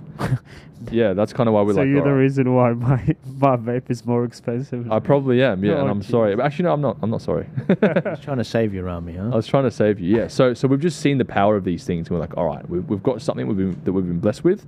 Let's double down, and now we're doing it for even more of a cause, which is these true beliefs and ideologies and values that I actually believe in, like what we're speaking about today. So we'll see, man. We'll see. I don't know. We'll see. That's phenomenal. No, look, I'm it's very encouraging to see, because whenever I see the young up and coming YouTubers like Ozpil, if you've seen Ozpil, he's been. I think I have, yeah. I think I loves talking about immigration. Yeah, has a really nice jawline. I think the name rings a bell. The name rings a bell. His name's Hugo, but it's Ozpil is the channel, and it's in America at the moment. But as soon as I saw him popping off or about to pop off, I was like, come in, let's have a chat. Here's some words of advice. Watch out for this, because I feel like as you found out the hard way, there's some things to watch out for, and I'm just really appreciative when I see the big guys or even the small guys, and they never forget their roots. I think it was Pauline Hanson. She said this to me at a Nigel Farage tour on stage. She said, you know where your home is because it is where you are prepared to die. And God, I'm not prepared to die in Lebanon. I'm not prepared to die in America. This is my, I'll be dying in Parramatta. That's my area. So, sure. I guess it's a thank you, because it's like you don't have to be here, but you're here. You could go anywhere you want, and I just really appreciate high quality content, and I think that we need more of it in Australia, and that's why we're partly in this mess, because the guardians of democracy, the media, have abdicated their responsibility. And just as Jordan Peterson says, where responsibility has been abdicated, opportunity lurks. And I think Amen. It's awesome, and God bless you. And I hope to get you on anytime soon. But is there anything you wanted to leave, any last thoughts you wanted to leave the audience with? No, man, just likewise to you. I'm appreciative of what you've done, especially during the COVID times. You were like one of a few guys that stood out to me that was really fighting for our rights. So props to you, bro. And let's just, let's keep collaborating. I think there's a lack of collaboration in Australia. There's a whole bunch of tall poppy syndrome that needs to not exist anymore. And that's why we can't really get the results that the Americans are getting, because we're too focused on like, I want to be the best. And I think that it's just an encouragement to, like Australians to just like get together again and just like actually band together for the same cause. And that's pretty much it, man. Keep doing your thing, and much respect. Thank you. Just to have for the sake of the last word, that is exactly what I found when I went over there. My first time there a couple of months ago, I was like, you guys are helping me. I had like a stack of 35 business Makes no cards. sense. I was just like, and then I realized that's why we're losing. We've got a scarcity mindset. They have an abundance mindset. Yep. Yeah. And it goes all the way up from politics down to when you go and get a scotch. I have my Johnny Walker neat, no ice, nothing. And so you really see how much they pour. I got a double. I swear it was quadruple, maybe 5. Wow. And I was like, this is apple juice. Yeah. Like, you thought, this is not what I ordered. And they're like, no, that's it. They don't measure it. They don't measure it in most places, even in Europe. Yeah. And I realized it percolates through everything. It does, yeah. And I was like, It's just stinginess. It is. It's just complete stinginess. Yeah. Yeah. So no. So and despite all that, you're here. You're helping out. I think it's awesome. So ladies and gentlemen, I'm going to link that episode with Charlie Barkos, where there's a bit more depth about the spirituality stuff. I think you'll find fascinating. Charlie had his own experiences as well. He's another friend of the show and was at that protest. But also, I'm going to link you. Not that I think they'll have trouble finding it. It was at the top of my feed. But Jamie Zhu, if you want to see his name and see his content, it's phenomenal. He's been doing stuff on the housing crisis, and this is all Sydney. This is all Australia stuff. Housing crisis, LGBT stuff. He goes overseas. He looks at health things in Australia as well. He looks at the acai bowl wars, and so I pray that you guys enjoy that. But if you've enjoyed this chat, you can support the show through the Buy Me a Coffee link in the description as well. For as little as $4 a month, you can buy a coffee. You can subscribe to the show and see our private members streams that we do once a month. And there's an election coming up on the 3rd of May. We'll have how to vote cards, which can help inform you guys on who's running in your seat, what they're about, what they're standing for, what their history is, just to give you guys a bit of an ability to breathe these values into politics. But without further ado, thank you, Jamie. God bless you. I'll see you again soon, and I'll see you guys later. Take it easy.